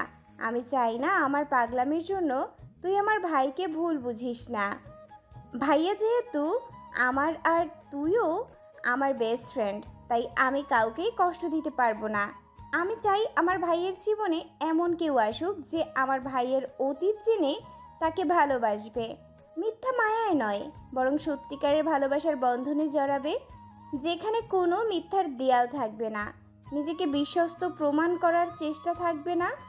আমার ভাই ছন্ন ছাড়া, নির্লিপ্ত কিংবা রাগী সব কিছু জেনেও যে আমার ভাইকে ভালোবাসবে, আমি সারা জীবন তাকে আগলে রাখবো। হঠাৎ পেছন থেকে তানভীর ডাকলো, বনু বাসায় যাবি না? মেঘ চোখ মুছে ঘাড় ঘুরিয়ে স্বাভাবিক কণ্ঠে বলে, আসছি। মেঘ বসা থেকে উঠতে উঠতে শীতল কণ্ঠে বলল, সরি বন্যা, প্লিজ কিছু মনে করিস না। বন্যা কিছু বলার আগে মেঘ চলে গেছে। বন্যা তাকাতেই তানভীরের চোখে চোখ পড়ল। তানভীর বন্যাকে উদ্দেশ্য করে বলল, সন্ধ্যা হয়ে যাচ্ছে, বাসায় যাও। বন্যা সঙ্গে সঙ্গে চোখ নামিয়ে নিয়েছে। মিনহাজ বলে উঠল, আপনারা যান, আমি এক্ষুনি রিক্সা ঠিক করে দিচ্ছি। তানভীর এক পলক ওদের দেখলো। মেঘ ততক্ষণে তানভীরের কাছাকাছি চলে আসছে। মেঘের চোখ এখনো ছলছল করছে। পশ্চিমা আকাশে হেলে পড়া সূর্যের রক্তিম আলোতে মেঘের অশ্রুসিক্ত চোখ চিকচিক করছে। তানভীর তপ্ত স্বরে জিজ্ঞেস করলো, কাঁদছিস কেন? মেঘ অবিলম্বে চোখ মুছে ভেজা কণ্ঠে বলল, চলে যাই। তানভীর আবারও প্রশ্ন করলো, এতক্ষণ যাবত এখানেই বসে আছিস, খাসনি কিছু? মেঘের তড়িৎ জবাব, না। মেঘের হঠাৎ মাথায় আসছে আবির ভাই নতুন গাড়ি কিনেছে। মিনহাজরা যেহেতু তাকে আবির ভাইয়ের বউ ভাবে, তাই ভাবি হিসাবে মেঘের ওদেরকে টিপ দেওয়া উচিত। মেঘ ধমকে দাঁড়িয়ে উত্তেজিত কণ্ঠে বলল, আমি আগামীকাল তোদের ট্রিট দিব, চলে আসিস। তারপর তানভীরের সাথে চলে গেছে। মেঘের মুখে হাসি আছে, তবে চোখের পাপড়িগুলো এখনো ভেজা। আবির ড্রাইভিং সিটে বসেছিল। মেঘের শুকনো মুখ আর ভেজা চোখ দেখেই কপাল গুটালো। তানভীরের দিকে তাকিয়ে ইশারায় জানতে চাইলো, কিন্তু তানভীরও জানে না। আবির শীতল কণ্ঠে প্রশ্ন করলো, কেউ কিছু বলেছে? মেঘ ফিক করে হেসে উল্টো প্রশ্ন করলো, আমাকে কেউ কিছু বলার সাহস আছে? আবির আর তানভীর দুজনেই নিঃশব্দে হেসে গাড়ি স্টার্ট দিল। টুকটাক খাওয়া দাওয়া করে বাসার মানুষদের জন্য খাবার নিয়ে বাসায় ফিরতে ফিরতে সন্ধ্যা হয়ে গেছে। আলী আহমদ খান আর মোজাম্মেল খান নামাজের জন্য কেবলই বাসা থেকে বের হচ্ছিলেন। নতুন গাড়ি থেকে আবিরের নামতে দেখে ওখানেই থমকে দাঁড়ালেন। মেঘ, আবির, তানভীর তিনজনই গাড়ি থেকে নেমেছে। মোজাম্মেল খান মেঘকে প্রশ্ন করলেন। আলী আহমদ খান আবিরকে উদ্দেশ্য করে জিজ্ঞেস করলেন, আমি কিনেছি। মোজাম্মেল খান গম্ভীর কণ্ঠে বললেন। আবির মাথা নিচু করে দাঁতে দাঁত চেপে নিজের রাগ সংযত করার চেষ্টা করছে। ছোট করে শ্বাস ছেড়ে মাথা তুলে নিরেট কণ্ঠে বলল, চেক করে দেখবেন, অ্যাকাউন্ট থেকে যে টাকাটা তুলেছিলাম সেটা রেখে দিয়েছি, আর আমি আমার টাকা দিয়ে গাড়ি কিনেছি। আলী আহমদ খান গম্ভীর কণ্ঠে বললেন। আবির মৃদু হেসে বলল, সেদিন কারণ জানতে চেয়েছেন, আজ বলেছিলেন আপনাদের জমানো টাকা দিয়ে গাড়ি কিনেছি। দুদিন পর আমি অন্য কিছু করলে দেখা যাবে সেখানেও আপনাদের জমানো টাকার কথাটাই উঠবে। তার থেকে ভালো আপনাদের টাকা জমা রেখে দিলাম। আলী আহমদ খান ভারী কণ্ঠে শুধালেন। আবির মলিন হেসে বলল, হয়তো। মোজাম্মেল খান কিছু বলতে চেয়েও থেমে গেলেন। পাশ কাটিয়ে নামাজের জন্য চলে গেছেন। আবির, তানভীর নিজেদের রুমে চলে গেছে। মেঘ আম্মু, বড় আম্মু, কাকিয়া, মিম আদিকে ডেকে এনে আবিরের গাড়ি দেখাচ্ছে। বিকেলবেলা গাড়িটা দেখে মেঘের সত্যি খুব রাগ হয়েছিল, তবে এখন আর সেই রাগটা নেই। ঈদের দিনের মতো এত সুন্দর একটা দিনেও যেখানে আব্বু আর বড় আব্বুর টাকার হিসেব চাইতে পারে, সেখানে আবির ভাইয়ের গাড়ি কিনে নিজের অবস্থান প্রমাণ করাটা দোষের কিছু না। আবিরের জন্য এখন অন্যরকম ভালো লাগা কাজ করছে। মেঘ রুমে সে চোখ বন্ধ করলো। অমনি আবিরের কণ্ঠস্বর মেঘের কানে বাজছে। আবিরের গায়ের গন্ধ অনুভব করে আচমকা চোখ মেলল মেঘ। মস্তিষ্কে সর্বক্ষণ এক আবির ভাই তোলবার চালাচ্ছে। শয়নে স্বপনে শুধু আবির ভাইয়ের সত্তাকে উপলব্ধি করে। পরদিন ভার্সিটিতে যেতেই বন্যার সাথে দেখা। বন্যা মেঘের জন্যই বাহিরে অপেক্ষা করছিল। মেঘকে দেখে ঠোঁটে হাসি রেখে বলল, তোর জন্য একটা সারপ্রাইজ আছে। মেঘ স্বাভাবিক কণ্ঠে জিজ্ঞেস করলো, কি? আগে ক্লাস শেষ করি, পরে বলবো। আচ্ছা। বন্যা আর মেঘ ক্লাসে ঢুকতেই পেছন দিক থেকে মিনহাজ আর তামিমরা চেটিয়ে উঠল। হাই বাবিরা। আশপাশের কয়েকজন জিজ্ঞেস করলো। তামিম গম্ভীর কণ্ঠে বিড়বিড় করলো, রমণী তোমার হলো প্রেমিকা আর অন্যের হলো ভাবি, বুঝছো? প্রেমিকা হওয়ার বদলে ভাবি হওয়ার ফিলিংসটা জোস। আশেপাশের ছেলেগুলো হাসতে হাসতে গড়িয়ে পড়ছে। মেঘ আর বন্যা রাগে কটমট করে টাকাতেই ছেলেগুলো হাসি থামিয়ে দিয়েছে। ক্লাস করে বের হতেই বন্যা বলল, জানিস আপুর সরকারি জব হয়েছে। সত্যি? হ্যাঁ, তোকে রাতে কল দিয়েছিলাম, কিন্তু তুই রাগে কলই ধরিসনি। মেঘ মৃদু স্বরে জিজ্ঞেস করলো, না, রাগ করিনি, আসলে আমারই ভুল। বন্যা কপট রাগ দেখিয়ে বলল, হয়েছে, আর মন খারাপ করে বসে থাকতে হবে না। আমি তোকে না বুঝলে আর কে বুঝবে শুনি? মিনহাজরাও বেরিয়ে আসছে। মিষ্টি হেসে বলল, মেঘ, কাল তুই চলে যাওয়ার পর আমরা সবগুলো মিলে তোর পক্ষ থেকে আরও 30 মিনিট লেকচার দিয়েছি। তুই আর মন খারাপ করিস না। এখন বল কি ট্রিট দিবি? বন্যা আর মেঘ দুজনেই একসঙ্গে বলল, আমি? মেঘ বলছে সে দিবে, বন্যা বলছে বন্যা দিবে। হঠাৎ মিনহাজ আর তামিম বলে উঠল, ভাবি, আমরা কিন্তু দুজনের সিটই খেতে পারবো, তবুও আপনারা নিজেদের মধ্যে মনোমালিন্য করবেন না প্লিজ। মেঘ আর বন্যা সবাইকে ট্রিট দিয়েছে, কিন্তু আবির তানভীরকে বলা হয়নি। বন্যা বারবার বলছে, ওনারা আমাকে অনেকবার ট্রিট দিয়েছে, আমারও ট্রিট দেওয়া উচিত। মেঘ কিছুই বলছে না, কারণ গতকালের বলা কথাগুলো এখনো ভুলতে পারেনি মেঘ। এই অবস্থায় বন্যা আর তানভীরকে একসাথে দেখলে মেঘের আবারও ভাবি ডাকার স্বাদ জাগবে। বন্যা খানিক থেমে জিজ্ঞেস করলো, মেঘ, তোর কি মন খারাপ? মেঘ মলিন হেসে বলল, কই না তো। এমন সময় আবির কল দিয়েছে। মেঘ কল রিসিভ করে খুব ধীরে সুস্থে ফিসফিস করে কথা বলছে। মিষ্টি সবার উদ্দেশ্যে বিড়বিড় করে বলল, মন খারাপ হওয়ার আগেই যদি প্রিয় মানুষের কল চলে আসে, তখন মন খারাপ হওয়ার সুযোগই থাকে না। বন্যার সময় আছে, ভেবে দেখ। আবির ভাইয়া যেমন মেঘের কেয়ার করে, তানভীর ভাইয়াও কিন্তু তেমন তোর কেয়ার করে। যতই হোক দুজনের গায়ের রক্তই তো এক। বন্যা কপাল গুটিয়ে তাকালো, আর কিছুই বলল না। মেঘ খাওয়া দাওয়া করে বাসায় চলে আসছে। গতকাল ইকবাল খান বাসায় ছিল না, আজ বিকেলেই ফিরেছে। আবিরের গাড়ি দেখে উনি রীতিমতো আশ্চর্য হয়েছেন। সেই থেকে আবিরের বাড়ি ফেরার অপেক্ষা করছেন। আবির বাসায় ফেরার 20 মিনিট পর ইকবাল খান আবিরের রুমে গেলেন।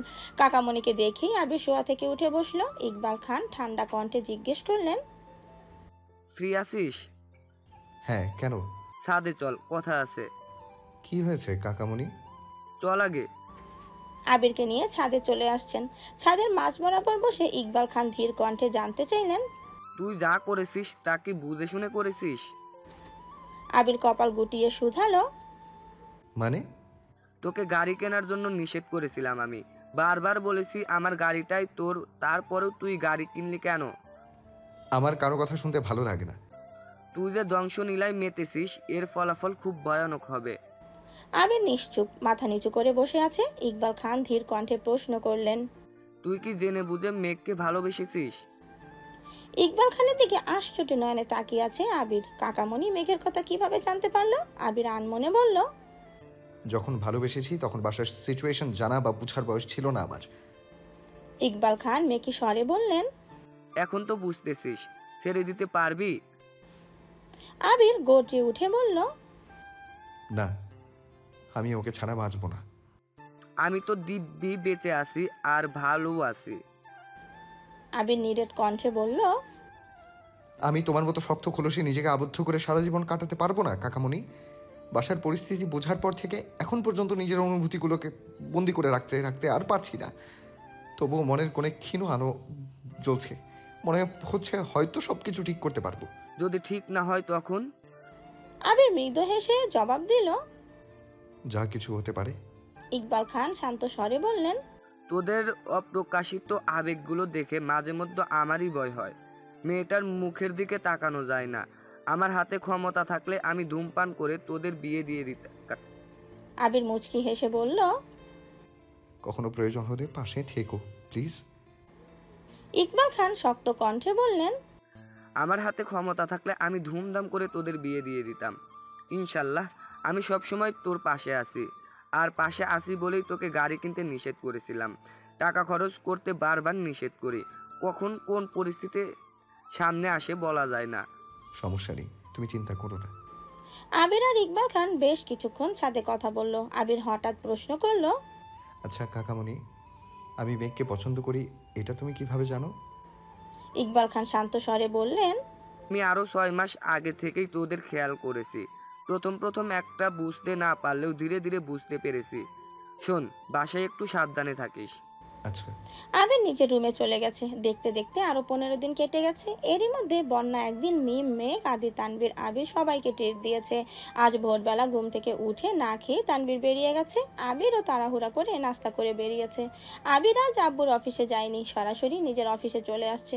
দুপুরের দিকে আবির ল্যাপটপের কাজ শেষ করে চেয়ারে হেলান দিয়ে সবে মাত্র চোখ বন্ধ করেছে, এমন সময় কাকিয়ার নাম্বার থেকে কল আসছে। আবির কপাল গুটিয়ে তাকালো। সচরাচর কাকি আবিরকে কল দেয় না বললেই চলে। আবির কল রিসিভ করে ধীর কণ্ঠে বলল, হ্যাঁ কাকিয়া বলো। ভাইয়া আমি মিম। মিমের গলা কাঁপছে, ফিসফিস করে কথা বলছে। আবির ভারী কণ্ঠে জিজ্ঞেস করলো, কি হয়েছে? বাসায় কোনো সমস্যা? মিম কাঁপা কাঁপা কণ্ঠে বলল, আপুকে দেখতে আসা মানুষগুলোকে আগেরবার আপনারা বাসায় আসতে দেননি, এটা চাচ্চু বুঝে গেছে, তাই আপনাদের না জানিয়ে আজ আরেকটা ফ্যামিলিকে বাসায় আসতে বলেছে। কিছুক্ষণের মধ্যে তারা চলে আসবে। প্লিজ ভাইয়া আপনি কিছু করুন। মিমের মুখে অকল্পনীয় কথাটা শুনতেই আবিরের শরীর ঝাঁকুনি দিয়ে উঠেছে। আকস্মাৎ মেরুদণ্ড সোজা হয়ে গেছে, নিঃশ্বাস আটকে গেছে গলায়, কণ্ঠনালীতে তুফান। মুহূর্তের মধ্যে চোখের শিরা উপশিরা রক্তাব্য বর্ণ ধারণ করেছে, বক্ষ স্পন্দন বেড়ে আকাশ ছোঁয়ার পথে। আবির নিজের সর্বোচ্চ অনুবলে মেঘকে যতই আগলে রাখতে চাইছে, প্রতিনিয়ত ততই বিপাকে পড়ে যাচ্ছে।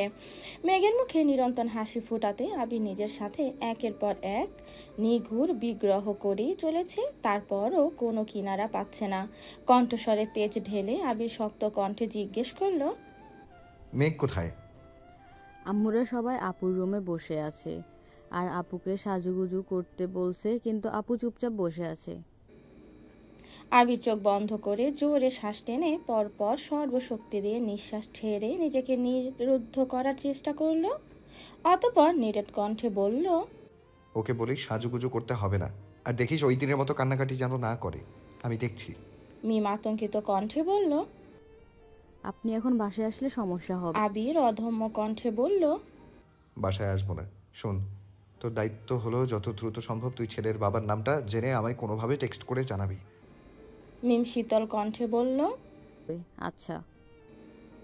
আবির কল কেটে দিয়েছে। মিমের সাথে আবির শান্ত স্বরে কথা বলেছে ঠিকই, কিন্তু আবিরের ভেতরটা রাগ আর দুশ্চিন্তায় ফেটে যাচ্ছে। মেঘ অল্প সাজুগুজু করলেই আবিরের কলিজায় আঘাত লাগে। নিজের দৃষ্টি সামলে একের পর এক দোয়া পড়তে থাকে যাতে মেঘের ওপর শয়তানের কোন নজর না পড়ে। সেখানে কোথাকার কোন পরিবার মেঘকে দেখতে আসবে, এটা আবির বেঁচে থাকতে কোনোভাবেই সহ্য করতে পারবে না। তানবীরকে কল দিতে দিতে আবির দ্রুত অফিস থেকে বেরিয়ে গেছে। রাকিব, রাসেল কারো সাথেই দেখা হয়নি। এদিকে মেঘ বিছানায় হেলান দিয়ে বসে আছে। আশেপাশে আম্মু, বড় আম্মু, কাকিয়া সবাই মেঘকে বুঝাচ্ছে, রেডি হতে বলছে। মেঘের সেসব মনোযোগ নেই। আজ মেঘের চোখে এক ফোঁটাও পানি নেই। সেদিন পরিবারের মতো কেউ বা কারা দেখতে আসবে কথাটা শুনে মেঘ নিজেকে শান্ত রাখতে পারেনি। তার ওপর আবিরের উদাসীনতা মেঘকে আরো বেশি কাঁদিয়েছিল। কিন্তু রাতের বেলা আবিরের কথা শুনে মেঘ সবটাই বুঝে গিয়েছিল আর নিজেই নিজেকে বকেছিল। তাই আজ মেঘের মনে আতঙ্কের রেশ মাত্র নেই। দিব্যি বিছানায় হেলান দিয়ে বসে আঙুর খাচ্ছে। হালিমা খান চাপা স্বরে বললেন, এই মেঘ আর কতক্ষণ এভাবে বসে থাকবি? উঠে রেডি হ, ওনারা কখন জানি চলে আসেন, তখন তোর আব্বু রাগারাগি করবে। মেঘ স্তম্ভিত দৃষ্টিতে তাকিয়ে ঠান্ডা কণ্ঠে বলল, আম্মু আমি শান্তি করে খাচ্ছি, এটা কি তোমার সহ্য হচ্ছে না? সহ্য হবে না কেন? তুই রেডি হোসনি শুনে তোর আব্বু যে চিলাচিলি করবে, তখন আমি কি করব? ওনারা চলে গেলে না হয় আবার খিবি। আকলিমা খান শান্ত স্বরে বললেন। এমন সময় মিম রুমে আসছে। নিচে আব্বু চাচ্চুর কথোপকথনে ছেলে আর তার বাবার নাম শুনে আম্মুর নাম্বার থেকে আবিরকে মেসেজ করে জানিয়ে অতঃপর উপরে আসছে। আলী আহমদ খান বাসায় নেই। ইকবাল খানকে আকলিমা খান জানানোর পরপরই তিনি বাসায় চলে আসছে। মোজাম্মেল খান বারবার বোঝানোর চেষ্টা করছেন, অথচ মোজাম্মেল খান কিছুই বুঝতে চাইছেন না। আবিরকে কল দিয়ে বললে আবির উল্টোপাল্টা কিছু বলে ফেলবে, এই ভয়ে ইকবাল খান নিজেই বোঝানোর চেষ্টা করছেন। মিম মেঘের রুমে ঢুকতেই মেঘ খাওয়া বন্ধ করে চোখ তুলে তাকালো। সহসা মিম চোখের ইশারায় আবিরকে জানানোর কথাটা বুঝিয়ে দিয়েছে। মেঘ দীর্ঘশ্বাস ছেড়ে আম্মুর দিকে এক পলক তাকিয়ে শীতল কণ্ঠে বলল, তোমরা থামো, আগে ওনারা আসুক তারপর আমি সাজবো। মালিহা খান শান্ত স্বরে মেঘকে বোঝানোর চেষ্টা করলেন, কিন্তু মেঘের এক কথা, দেখতে আসলে তবেই সে সাজবে। এমনকি তাদের দেখানোর জন্য মেঘ সবকিছু রেডিও করে রেখেছে। ঘন্টা পেরিয়ে যাচ্ছে কিন্তু বাসায় মেহমান আসছে না। মালিহা খান আর আকলিমা খান মেঘের রুমে বসে আছেন, তবে সেদিকে মিম মেঘের কোনো মনোযোগ নেই। মিম মেঘের ওপর হেলান দিয়ে শুয়ে তার স্কুলের গল্প করছে আর মেঘ মিমের মাথায় হাত বুলিয়ে দিচ্ছে আর গল্প শুনছে। মোজাম্মেল খান আর ইকবাল খান অনেকক্ষণ অপেক্ষা করলেন, কিন্তু কেউই আসছে না। প্রথমে ভেবেছিলেন হয়তো জ্যামে আটকে আছে, এজন্য কল দেননি। কিন্তু অপেক্ষা করতে করতে এক প্রকার বিরক্ত হয়ে কল দিলেন সেই লোকের নাম্বারে। প্রথমবারে কল রিসিভ হলো। মোজাম্মেল খান তপ্তস্বরে জিজ্ঞেস করলেন। লোকটা কাঁপা কাঁপা গলায় বলল, মোজাম্মেল খান বিরক্তি ভরা কণ্ঠে জিজ্ঞেস করলেন। লোকটা ঢোক গিলে কিছুক্ষণ থেমে অতঃপর বললেন। লোকটা আরো কিছুক্ষণ চুপ করে রইল। মোজাম্মেল খান এবার হালকা রাগী স্বরে বললেন। মোজাম্মেল খান রাগে কটমট করে বললেন। লোকটা ভাঙা ভাঙা কণ্ঠে বললেন। মোজাম্মেল খান রাগে কল কেটে দিয়েছেন। নিজে দায়িত্ব নিয়ে বাসায় এত এত আয়োজন করিয়েছেন, সেখানে তারা আসবে না এটা তিনি মানতেই পারছেন না। আগের বার তানবীররা কিছু একটা করেছিল ভেবে এবার আবির তানবীরকে কিছুই জানায়নি, অথচ এবারও একই সমস্যা। মোজাম্মেল খান মনে মনে ভাবছেন। ইকবাল খান মিটিমিটি হেসে বললেন, থাক ভাইয়া, মন খারাপ করো না। মোজাম্মেল খান ভেতরে ভেতরে রাগে ফুঁসছেন। চোখ বন্ধ করে সোফায় গা হেলান দিয়ে বসে আছেন। ইকবাল খান উপরে গিয়ে মেঘের রুমের দরজার সামনে দাঁড়িয়ে বললেন, তোমরা যে যার রুমে যাও, ওনারা আসবে না। মালিয়া খান উদ্বিগ্ন কণ্ঠে শুধালেন, আসবে না কেন? ছেলের জন্য কাউকে পছন্দ। মেঘ ফিক করে হেসে ফেলল। মেঘের দেখা দেখি মিমও হাসছে। মালিয়া খান রাগী স্বরে বললেন, এই মেঘ হাসছিস কেন? আবারও বললেন, তোর আব্বু কোথায় কি ছেলে দেখেছে বলতো? আগেরবার কী সব অজুহাত দেখালো, এবার বলে ছেলে অন্য মেয়েকে পছন্দ করে। সকালেও তো শুনলাম ছেলে তোকে দেখার জন্য খুব আগ্রহী। এখন এসবের মানে কি? মেঘ বড় আম্মুর দিকে তাকিয়ে মৃদু হেসে মনে মনে আওড়ালো, শাশুড়ি আম্মু, ওই ছেলে আমাকে দেখার আগ্রহ থাকলে কি হবে? তোমার ছেলের তো বিন্দু মাত্র আগ্রহ নেই। তোমার ছেলে সবার সামনে যতই স্বাভাবিক থাকুক না কেন, আড়ালে ঠিকই আমাকে নিয়ে ভাবে। আর আমি শিওর ওই ছেলের গার্লফ্রেন্ড আজই আবিষ্কৃত হয়েছে, আর সেটা তোমার ছেলেই করেছে। মালিয়া খান শীতল কণ্ঠে বললেন, কিরে, কি ভাবছিস? ওনারা আসেনি বলে মন খারাপ করছিস? মেঘ সশব্দে হেসে বলল, না গো, আমি ভাবছি তোমরা কত কষ্ট করে সারাদিন রান্না করলে, এই খাবারগুলো কিভাবে খেয়ে শেষ করব। মালিয়া খান আর আকলিমা খান ভ্রু কুচকে তাকিয়ে আছেন। ইকবাল খান নিঃশব্দে হেসে রুম থেকে বেরিয়ে গেছেন। মেঘ মিমকে উদ্দেশ্য করে বলল, আমার ফোনটা দে তো, ভাইয়া আর আবির ভাইকে কল দিয়ে আসতে বলি, একসাথে খাবো। মিম ড্রেসিং টেবিলের সামনে থেকে ফোন এনে মেঘকে দিল। মেঘ তানভীর আর আবির দুজনকেই কল দিয়েছে, তবে ছেলের ব্যাপারে কিছু বলেনি, শুধু খাবার খেতে দাওয়াত দিয়েছে। মেঘের ফাজলামো দেখে মালিহা খান আর আকলিমা খান দুজনেই চুপচাপ বেরিয়ে গেছেন। ওনারা চলে যেতেই মেঘ আর মিম নিজেদের মধ্যে ফিসফিস শুরু করে দিয়েছে। সন্ধ্যের আগে আগে আবির বাসায় আসছে। পরনে ছাই রঙের শার্টের হাতা কোনই অবধি ফোল্ড করা, বুকের ওপরের বোতামটা খোলা, চুলগুলো অগোছালো, শ্যামবর্ণের চেহারা ঘামে চিকচিক করছে। এক হাত পকেটে, অন্য হাত স্বাভাবিক রেখে বাসার ভিতর ঢুকছে। সোফায় মোজাম্মেল খান বসে আছেন, ওনার পাশে হালিমা খান দাঁড়িয়ে আছেন। মোজাম্মেল খান অতর্কিত নিজের মনের ভেতরের ক্ষোভ প্রকাশ করছেন, আর হালিমা খান চুপচাপ দাঁড়িয়ে সেসব শুনছেন। মালিহা খানরা যে যার রুমে। ইকবাল খান একটা কাজে বেরিয়েছেন। আবির স্বাভাবিক ভঙ্গিতেই সিঁড়ি পর্যন্ত এগিয়ে গেল। এক পলক মামুনির দিকে তাকিয়ে কোমল কণ্ঠে বলল, মামুনি, এক কাপ কফি করে দিবা প্লিজ? হালিমা খান আবিরকে খানিক দেখে সঙ্গে সঙ্গে বললেন, তুই ফ্রেশ হয়ে নে, আমি কফি বানিয়ে পাঠাচ্ছি। পাঠাতে হবে না, আমি ফ্রেশ হয়ে নিচে আসছি। আবির সচরাচর নিজের কফি নিজেই করে। সকালে মাঝে মধ্যে মালিয়া খান নয়তো হালিমা খান করে দেন।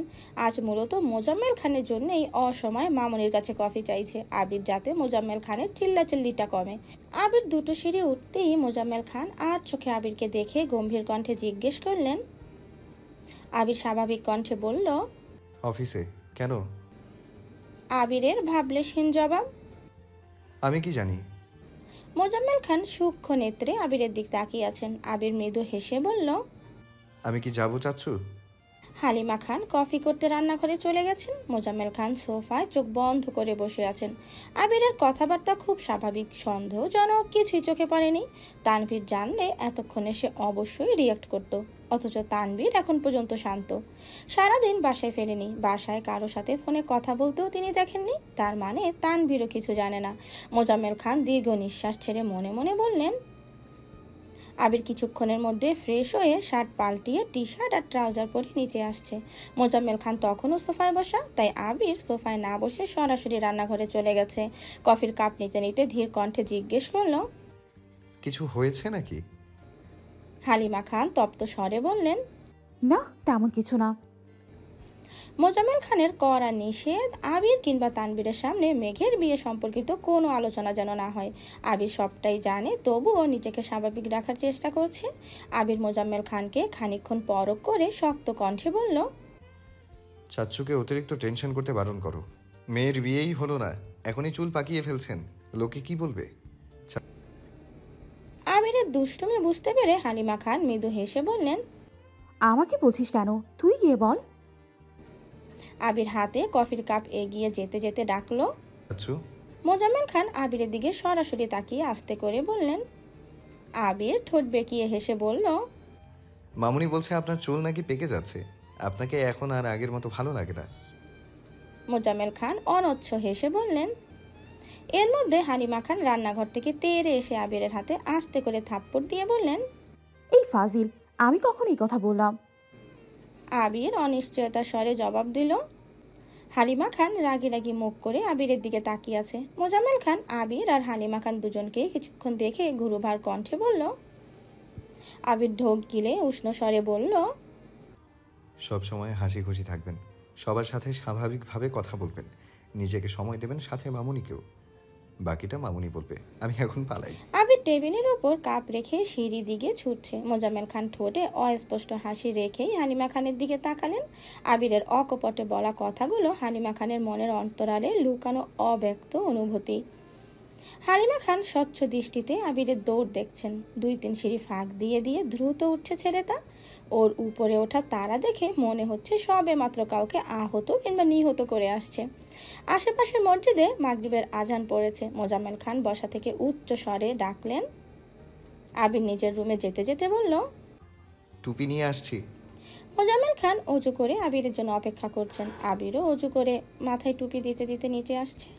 বাসায় আর কেউ নেই, তাই আবির আর মোজাম্মেল খান একসঙ্গে নামাজের জন্য বেরিয়েছেন। মোজাম্মেল খান যেতে যেতে হঠাৎই গম্ভীর কণ্ঠে জিজ্ঞেস করলেন। আবির নিরুদ্বেগ কণ্ঠে বলল, আমি সব সময় নামাজের কথা বলি, কিন্তু বাইরে ঠিক মতো নামাজ পড়ে কিনা জানি না। মোজাম্মেল খান ভারী কণ্ঠে বললেন। মোজাম্মেল খানের ভারী কণ্ঠে বলা কথাতে আবির কপাল কুঁচকাল। মোজাম্মেল খানের মস্তিষ্কে যখন যা আসে তাই। এতক্ষণ মেঘের ব্যাপারে ভাবছিল, এখন সেই ভাবনা এসেছে তানভীর, তাও আবার তানভীরের নামাজ নিয়ে দুশ্চিন্তা করছেন। আবির মনে মনে আওড়ালো, তানভীরকে নামাজে নিয়মিত করার ওষুধ আমার জানা আছে, খুব শীঘ্রই ওষুধ দিতে হবে। মোজাম্মেল খানের দিকে তাকিয়ে মৃদু হেসে আবির বলল, আপনি চিন্তা করবেন না, ফজর থেকে তানভীরও আমাদের সাথেই নামাজ পড়বে। আবির মুচকি হেসে বলল, প্রয়োজনে সারা রাত না ঘুমিয়ে ফজরের নামাজ পড়ে একেবারে ঘুমাবে।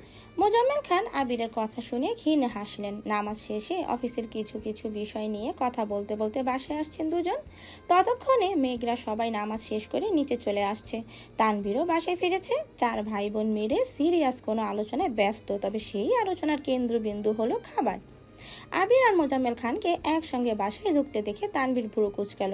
সচরাচর সবাই একসঙ্গে নামাজে গেলে আলী আহমদ খান আর মোজাম্মেল খান সামনে গল্প করতে করতে চলে যান, পেছনে আবির, তানভীর আর ইকবাল খান টুকিটাকি কথা বলে। তানভীর না থাকলে আবির আর ইকবাল খান একসঙ্গে যান। তবে এই প্রথমবার বাসায় কেউ না থাকাতে আবির আর তানভীরের আব্বু একসাথে বাসায় আসছে, তবুও এমন একটা দিনে। আবিররা আসতেই মেঘ ঘাড় ঘুরিয়ে আবিরকে দেখে নিল। আবিরের মাথায় টুপি, সাবলীল ভঙ্গিতে আব্বুর সাথে কথা বলছে। তা দেখে মেঘের হৃদয়ের দুঃখপোকানি তীব্র হতে শুরু করেছে। মালিয়া খান ব্যতীত বাকি সবাই গিয়ে খেতে বসেছে। মালিয়া খান খেতে ডাকছেন, তাই আলী আহমদ খান আর ইকবাল খান ব্যতীত বাকি সবাই গিয়ে খেতে বসেছে। রাকিবের নাম্বার থেকে তানভীরের ফোনে বারবার কল আসছে। তানভীর রিসিভ করে স্বাভাবিক কণ্ঠে বলল, হ্যাঁ রাকিব ভাইয়া বলো। আবির কোথায় রে? আছে পাশেই, খেতে বসছে। আবির বিকালে কাউকে না বলে হুট করে অফিস থেকে চলে গেছে, তারপর থেকে কল ধরছে না। কি হয়েছে, সব কিছু ঠিক আছে? হ্যাঁ একদম। ভাইয়ার ফোন রুমে, মাত্র নামাজ থেকে এসে খেতে বসেছে। তাহলে অফিস থেকে হুট করে চলে গেছিল কেন? খাওয়া দাওয়া শেষ করি, তারপর তোমার সাথে দেখা করে সব বলবো। আচ্ছা ঠিক আছে। সবাই সবার মতো খাচ্ছে, কারো মুখেই প্রয়োজনের বাহিরে কোনো কথা নেই। তানভীর একটু পর পর আবিরকে ইশারায় এটা সেটা বোঝাচ্ছে, আবারও প্রশ্ন করছে। তবে মোজাম্মেল খান তাকালেই দুজন চুপ হয়ে যায়। খাওয়া দাওয়া শেষ করে আবির আর তানভীর বেরিয়েছে। যদিও আবির যেতে চাচ্ছিল না, কিন্তু তানভীর এক প্রকার জোর করেই নিয়ে গেছে। রাকিব আর রাসেল অফিস থেকে বেরিয়ে প্রতি সপ্তাহে সেই সুপরিচিত আড্ডাখানায় আবিরের জন্য অপেক্ষা করছে। আবির এসেই চুপচাপ বসে পড়েছে। মালিয়া খান জোর করে একটু বেশি খাইয়েছেন, তাই এত নড়াচড়া করতে ভালো লাগছে না। এমনকি আবির বাইকও নিয়ে আসেনি, তানভীরের বাইক এনেছে। রাকিব আবিরকে দেখে উদ্বিগ্ন কণ্ঠে জিজ্ঞেস করলো, কিরে কি হয়েছে তোর? অফিস থেকে কোথায় চলে গেছিলি? আবির ঠান্ডা কণ্ঠে বলল, আজ ওকে আবার দেখতে আসার কথা ছিল। রাকিব চেঁচিয়ে উঠল। কি তারপর?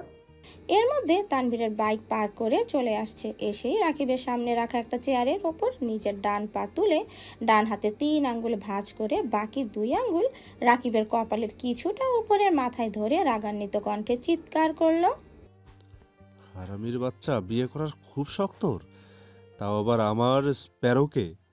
বিয়ে তো বহুদূর, তুই আমার মেঘকে কল্পনাতেও দেখতে পারবি না। তানভীরের গতিবিধি দেখে রাকিব থ হয়ে গেছে। চা বিক্রেতা মামাও আটকে উঠেছেন। আশেপাশের কয়েকজন বিস্ময় সমেত তাকিয়ে আছে। আবির চেয়ারে হেলান দিয়ে বসে মিটিমিটি হাসছে। রাকিব ঢোক গিলে কিছু বলতে যাবে, তার আগেই তানভীর বাজখাই কণ্ঠে আবারও বলে উঠল, don't say anything, I don't want to here anything from your mouth. যদি তোর মুখ থেকে একটা শব্দ বের হয় তবে তোর বাপ এখানে এসে শুধু তোর লাশটাই পাবে। রাকিব নিষ্পলক দৃষ্টিতে তানভীরের ক্রোধিত চেহারার পানে চেয়ে আছে। তানভীরের চোখে মুখে হাসি উপচে পড়ছে, তবুও নিজেকে শক্ত রাখার চেষ্টা করছে। রাসেল অবাক চোখে সেসব দেখছে। আকস্মাৎ রাকিব হাসতে শুরু করলো। তানভীর তখনও রাগী লুক দিয়ে চেয়ে আছে। আবির গুরুভার কণ্ঠে বলল, তো নাটক দেখানোর জন্যই জোর করে আমায় নিয়ে আসছিস, তাই না? রাকিব হাসতে হাসতে বলল, চিন্তা করিস না, সেরা অভিনেতার পুরস্কার এবার তুইই পাবি। ওদের হাসি দেখে তানভীর নিজের হাসি আটকে রাখতে পারল না। হাসতে হাসতে রাকিবের মাথা থেকে হাত সরিয়ে চেয়ার থেকে পা নামিয়ে টিস্যু দিয়ে চেয়ারটা মুছে বসলো। শুকনো গলায় ঢোক গিলে আহত স্বরে বলল, ইস, থামালে কেন আমাকে? রাকিব তখনও হেসেই যাচ্ছে। হাসি কিছুটা কমিয়ে বলল, পেছনে তাকে দেখ, মানুষ যেভাবে তোকে দেখছে মনে হচ্ছে পুলিশ আসতে বেশি দেরি নেই। তানভীর আকস্মাৎ পেছন ফিরে তাকালো। প্রায় 15-20 জন লোক দাঁড়ানো, দৃষ্টিতে আতঙ্ক। তানভীর থমথম খেয়ে বলল, এ ভাই, আমি কিছু করি নাই। লোকজন এখনো নিশ্চুপ দাঁড়িয়ে আছে। তানভীর ভ্রু কুঁচকে উষ্ণ স্বরে বলল, বিশ্বাস করুন, আমি কিছু করিনি। দেখুন, আমার হাতে কিচ্ছু নাই। আবির আর রাকিব হাসতে হাসতে ক্লান্ত হয়ে যাচ্ছে। চা বিক্রেতা মামা মৃদু স্বরে বললেন, আস্তে আস্তে মানুষ চলে যাচ্ছে। যেতে যেতেও বারবার তানভীরকে দেখছে। কয়েকজন এখনো ঠায় দাঁড়িয়ে আছে। তানভীর তাদের দেখে বিড়বিড় করে বলল, আমাকে দেখে এত ভয় পাচ্ছে, ভাবছি ভাইয়াকে দেখলে তাদের কি হবে। রাসেল চোখ মুখ কুঁচকে জিজ্ঞেস করলো, কি আজ নিজের রূপ দেখিয়ে ফেলেছে? মিনহাজদের ঘটনায় আমি কত কষ্ট করে আবিরকে আটকিয়েছিলাম, তারপরও পারলাম না। সেই তো গিয়ে অ্যাক্সিডেন্ট করলো। রাকিব শান্ত স্বরে জিজ্ঞেস করলো, আবির কি এভাবেই হুমকি দিছিল তানভীর? তানভীর মেকি স্বরে বলল, ধুর, এটা তো শুধু ট্রেলার ছিল। রাকিব আর রাসেল বিস্ময় দৃষ্টিতে আবিরের দিকে তাকিয়ে আছে। আবির স্বাভাবিক কণ্ঠে বলল, আমাকে এভাবে দেখার কি আছে?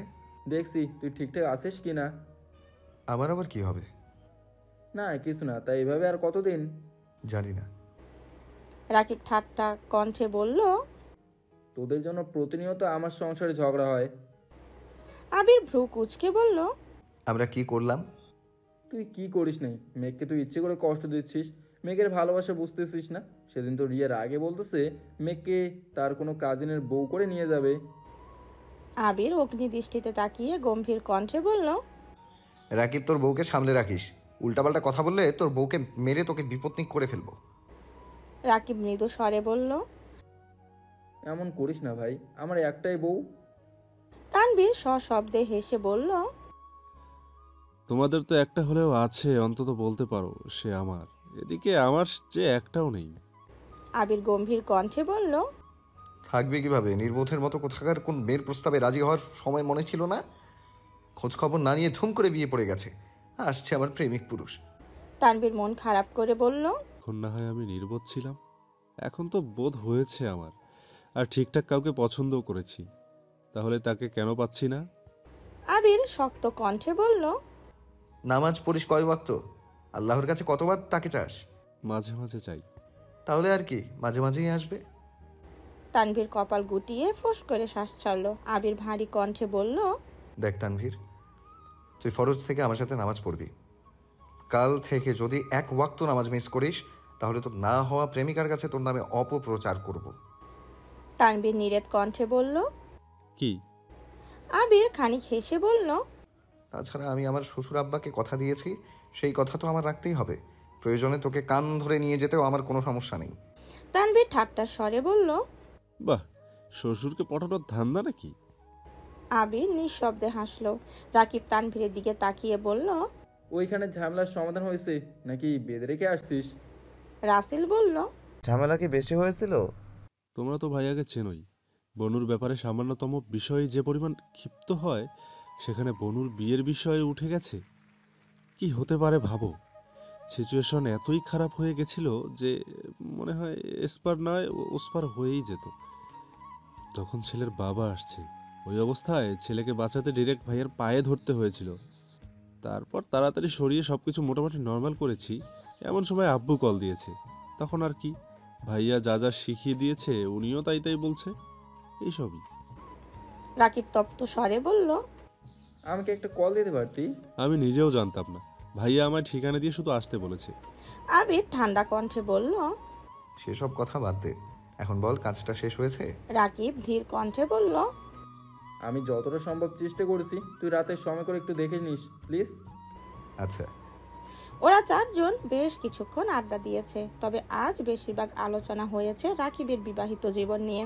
ঘণ্টাখানেকের পর আবিরা বাসার উদ্দেশ্যে চলে গেছে।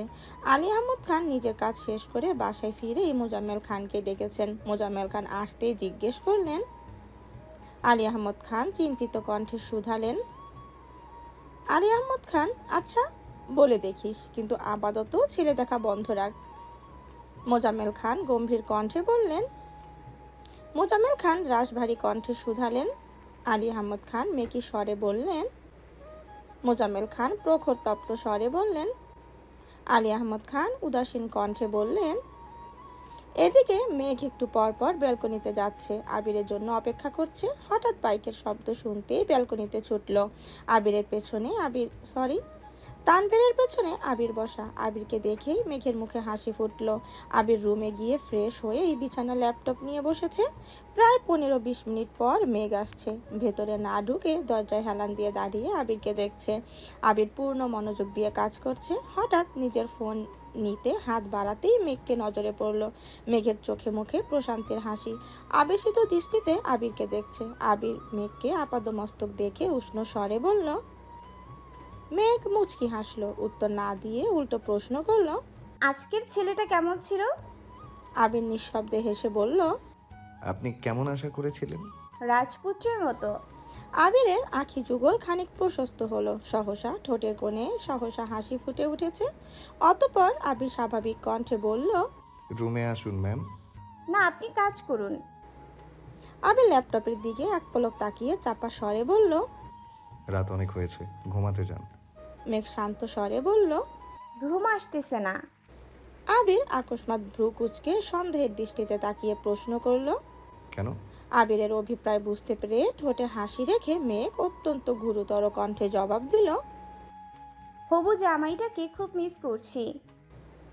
আবির সঙ্গে সঙ্গে ল্যাপটপ বিছানায় ফেলে দাঁড়িয়ে হুঙ্কার দিয়ে উঠল। কি? মেঘ সশব্দে হেসে এক দৌড়ে নিজের রুমে চলে গেছে। আবির এগিয়ে গিয়ে রুমের দরজা কিছুক্ষণ দাঁড়িয়ে রইল। মেঘের করা ছোট ছোট দুষ্টুমিগুলো আবিরের বরাবরই খুব প্রিয়। আবির রুমে এসে আবারও কাজে মনোযোগ দিল। ঘণ্টাখানিকের পর মেঘের নাম্বার থেকে একটা মেসেজ আসছে, মিস ইউ। অনেকটা নিচে লেখা, হবু জামাই। আবির মেসেজটা দেখে আবারও হাসলো। ঘড়িতে তখন 12টার উপরে বাজে। আবির রিপ্লাই দিল, ঘুম না আসলে ছাদে চলুন, তানাদের সাথে আড্ডা দিয়ে আসি। 2 মিনিট বাদেই মেঘ মেসেজ দিল, আমি ছাদেই আছি। আবির এক লাফে বিছানা থেকে নেমে দ্রুত দৌড়ে ছাদে গেল। তানাদের প্রতি মেঘের এক আকাশ সমান ভয়, যার জন্য সন্ধ্যার পরে আবিরের রুমটাও পার হয় না। আবিরের ওপর রাগ করে একদিন রাতে ছাদে এসে বৃষ্টিতে ভিজেছিল, আর আজ দ্বিতীয় দিন। আবির ছাদে আসতেই মেঘ দীর্ঘ নিঃশ্বাস ছেড়ে গম্ভীর কণ্ঠে বলল, আমি কি আপনাকে বিরক্ত করেছি? মেঘের মাথা থেকে পড়ে যাওয়া ওড়নাটা আবির 2 হাতে আবারও মাথায় তুলে দিল। লোকে বলে রাত বিরাতে ছাদে তানারা ঘোরাফেরা করে, তানাদের নজর যেন মেঘের উপর না পড়ে সেই ভয়েই আবির মেঘের কপাল পর্যন্ত ওড়না টেনে দিয়েছে। চিরচেনা গায়ের গন্ধ নাসা রন্ধ্রের প্রবেশ মাত্রই মেঘের অন্তরস্থ শিহরণ জাগে। মৃদু আলোতে মেঘের দিকে তাকিয়ে আবির মোলায়েম কণ্ঠে বলল, মাঝে মাঝে বিরক্তি কি জিনিস বুঝতেই পারি না। মেঘ নিজেকে সামলে উত্তেজিত কণ্ঠে জিজ্ঞেস করলো, ওই ছেলেটার সাথে দেখা করেছিলেন আপনি? আবির কপট রাগ দেখিয়ে বলল, ওই ছেলের ব্যাপারে কথা বলার জন্য আমার কাছে কোনো সময় নেই, চলে যাচ্ছি আমি। আবির ঘুরতেই মেঘ আবিরের হাত চেপে ধরলো। আবির আর চোখে তাকাতেই মেঘ সঙ্গে সঙ্গে হাত ছেড়ে ধীর কণ্ঠে বলল, আপনি বলেছিলেন তারাদের সাথে গল্প করবেন। আবির মনে মনে আওড়ালো, আমার যে আপনার সাথে কথা বলতে ইচ্ছে করছিল, তানারা তো বাহানা মাত্র। মেঘ আর আবির মুখোমুখি দুটো সিঙ্গেল সোফায় বসা, কারো মুখেই কোনো কথা নেই। মেঘ নীরবে বসে নিজের হৃদয়ে প্রবল ধূপপুকানি সহ্য করছে। ক্ষণে ক্ষণে আবিরের দিকে তাকাচ্ছে, তবে আবিরের নিঘোর দৃষ্টি দেখে স্থির থাকতে পারছে না।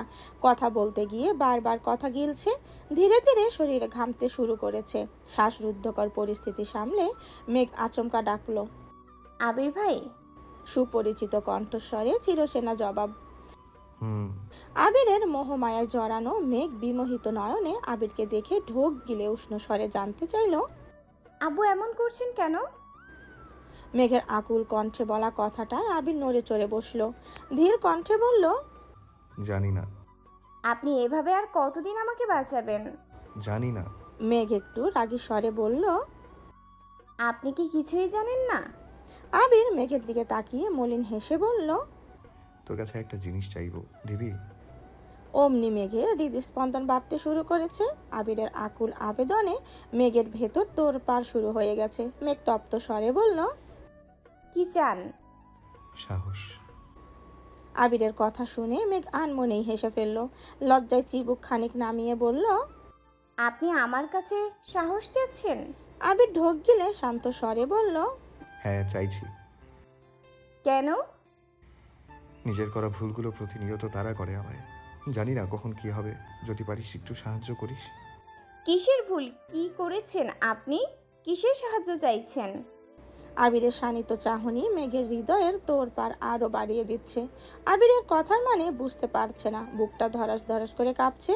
মেঘ প্রখর নেত্রে দীর্ঘ সময় আবিরের নিরীক্ষণ করলো, একবারের জন্য পল্লব ফেললো না। আবির দু হাতে নিজের মুখ ঢেকে বসে আছে, ভেতরে ভেতরে কাঁদছে। এটা বুঝতে পেরে মেঘ তড়িৎ বেগে আবিরের কাছে এগিয়ে গেল। আবিরের মাথায় হাত রেখে উদ্বিগ্ন কণ্ঠে শুধালো, আবির ভাই কি হয়েছে আপনার? মেঘের স্পর্শ পেয়ে আবিরের ভেতর কান্না কিছুটা প্রকাশিত হলো। আবিরের কান্না দেখে মেঘের রাকিবের গায়ে হলুদের রাতের কথা মনে পড়ে গেছে। মেঘ আর্তনাদ করে উঠল, আপনি কাঁদছেন কেন? কি হয়েছে বলুন আমায়, প্লিজ প্লিজ বলুন। আবির হঠাৎই মেঘের হাতটা শক্ত করে ধরলো। আকস্মিক ঘটনায় মেঘের শরীর ঝাঁকুনি দিয়ে উঠেছে। ক্রন্দনরত অবস্থায় আবির কাঁপা কাঁপা কণ্ঠে বলল, আই এম সরি মেঘ, আই এম রিয়েলি সরি। আবিরের ক্রন্দনিত কণ্ঠে বলা কথাটা মেঘের কর্ণকুহরে প্রবেশ মাত্রই মেঘ কিং কর্তব্য বিমূঢ় হয়ে গেছে। মেঘের বুক ধরপড় করছে, গাত্র জুড়ে রক্ত সঞ্চালন তীব্র থেকে তীব্র হতে শুরু করেছে। বুকের বাম প্রকোষ্ঠে আবদ্ধ হৃৎপিণ্ডে বেধক নাভিশ্বাস অনুভূত হচ্ছে। আবির ভাইয়ের সংগুপ্ত প্রণয়ন অনলে বারংবার আহত হওয়া মেয়েটার হৃদয় আজ আবিরের আর্তনাদে সম্পূর্ণ তছনছ হয়ে গেছে। ভীতিকর অযাচিত পরিস্থিতি সামলানোর অনুমাত্র সামর্থ্য মেঘের নেই। মেঘ ক্ষুদ্র আলোতে আশ্চর্য নয়নে চেয়ে আছে আবিরের পরিশ্রান্ত ধৃষ্টতায়। আবিরের হাতে থাকা মেঘের হাতটা থরথর করে কাঁপছে। ক্ষণিকের ব্যবধানে মেঘের অক্ষিপট ভিজে এসেছে। আবির ভাই সরি বলছেন, কিন্তু কেন? চোখের সামনে ঘটা সবকিছু অবিশ্বাস্য মনে হচ্ছে। কাঙ্ক্ষিত ব্যক্তির মুখে অনাকাঙ্ক্ষিত শব্দ অবসহন করতে মেঘের নিজের সাথে নিজেকে প্রভূত বিগ্রহ করতে হয়েছে। মনের আস্তিনের টালমাটাল হাল সামলে মেঘ বহার্ত গলায় জানতে চাইল,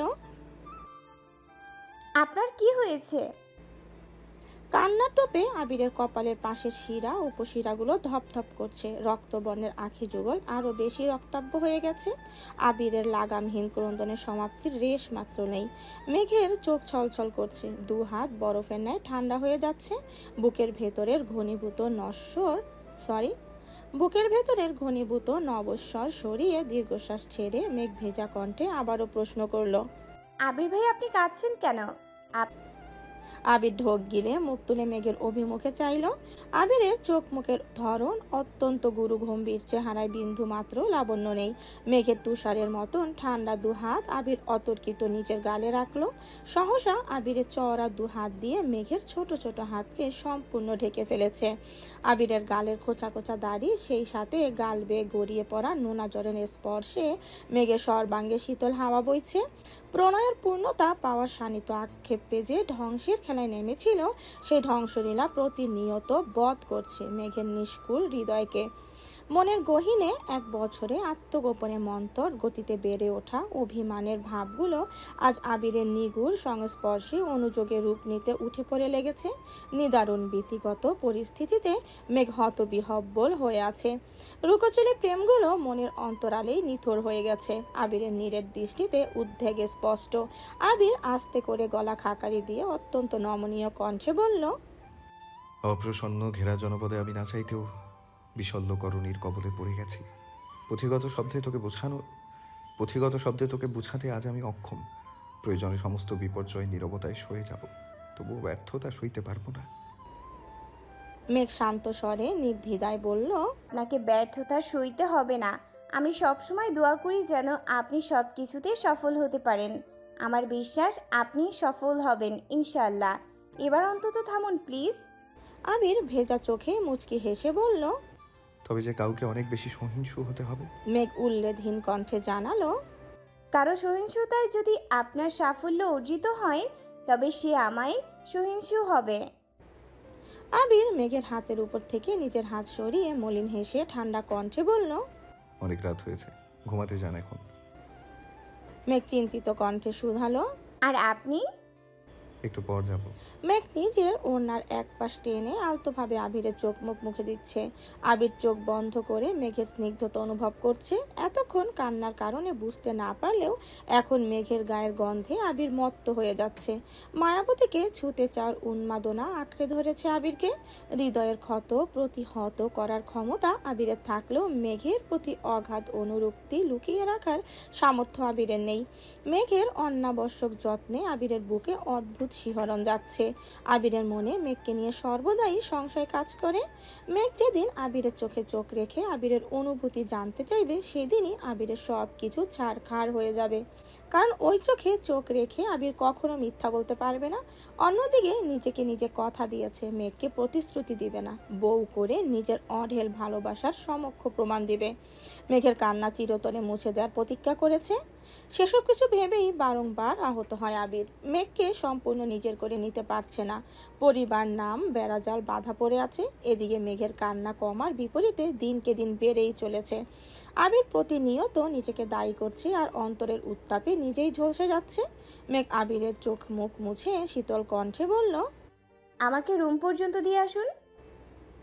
আবির ভ্রু কুঁচকে ক্ষীণ স্বরে বলল, আসছিলেন কিভাবে? মেঘ চট করে বলে ফেলল, যেভাবেই আসি না কেন তাতে আপনার কি, এখন আমাকে দিয়ে আসবেন, চলুন। আবির আর চোখে মেঘের পানে তাকালো। ক্ষুদ্র আলোতেও মেয়েটার ক্রোধান্বিত মুখশ্রী জল জল করছে।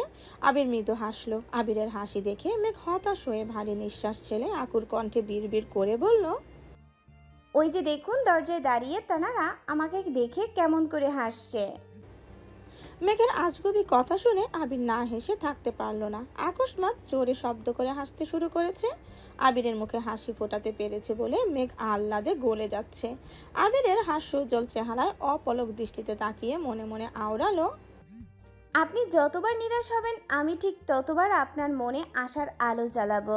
আমি তো আপনার পাশে হিতৈষীর ছায়া হয়ে থাকবো। আবেগে আপ্লুত মেঘের রঙিন দৃষ্টতার অন্ধকার মুহূর্তেই সরে গিয়েছে। রং বেরঙের স্বপ্নে সেজে উঠেছে মনের আঙিনা। আবিরের নজর মেঘের দিকে পড়তেই জিভ দিয়ে ঠোঁট ভিজিয়ে ভ্রু নাচালো। মেঘ লজ্জায় চিবুক নামিয়ে বিড়বিড় করে বলল, আপনার হৃদয়ে অনুভূতি সমাপ্তির পূর্বে নবরূপে সৃজন করব তৃপ্তির নিকেতন। আবির বসা থেকে দাঁড়িয়ে মোলায়েম কণ্ঠে বলল, ম্যাম চলুন। আবির হাঁটছে, মেঘও আবিরের পিছু পিছু হাঁটছে। কিছুটা আলোকিত ছাদ পেরিয়ে দরজার কাছে আসতেই মেঘ চোখে অন্ধকার দেখছে। হঠাৎ মনে পড়ে গেল, সত্যি সত্যি যদি তানারা এখানে থাকে। মেঘ ভয়ে আবিরের শার্ট খামচে ধরেছে। মেঘের অধীরতা বুঝতে পেরে আবির একটু থেমে মেঘের পিঠ পেরিয়ে অন্য পাশের কাঁধে আলতোভাবে হাত রেখেছে। আকস্মাৎ মেঘ চিৎকার দিয়ে উঠেছে। আবির তড়িৎ বেগে মেঘের মুখ চেপে শক্ত কণ্ঠে বলল, আরে পাগল, আমি ধরেছি, তানারা ধরেনি। মেঘ আতঙ্কিত কণ্ঠে বলে উঠল, আপনি এভাবে ধরেছেন কেন? আমি ভয় পেয়ে গেছি, বলে ধরবেন না। আবির নাক মুখ কুচকে চিবিয়ে চিবিয়ে বলল, আপনাকে ছুতে গেলে অনুমতি নিতে হবে। মেঘ মন মরা হয়ে বলল, অন্ধকারে ভয় লাগে। আবির কিছুটা সরে গিয়ে শক্ত কণ্ঠে বলল, তোর কাছে ফোন আছে না? ফ্ল্যাশ জ্বালা। No need. কেন? মেঘ দু হাতে আবিরের বাহু চেপে ধরে বলল, আপনি আছেন। আবির নিঃশব্দে হেসে সিঁড়ি দিয়ে নামছে। মেঘের রুমের সামনে আসতেই মেঘ শান্ত স্বরে বলল, আপনি কিন্তু এখন আর ছাদে যাবেন না। কেন? আপনি রুমে না থাকলে আমার ভয় লাগে। আবির কপাল গুটিয়ে বলল, আমার রুমে আমি থাকার সাথে আপনার ভয় পাওয়া না পাওয়ার কি সম্পর্ক? মেঘ সাফাই দেওয়ার স্বরে বিড়বিড় করে বলল, মনকে সান্ত্বনা দেওয়ার জন্য পাশের রুমে মানুষ থাকা আবশ্যক।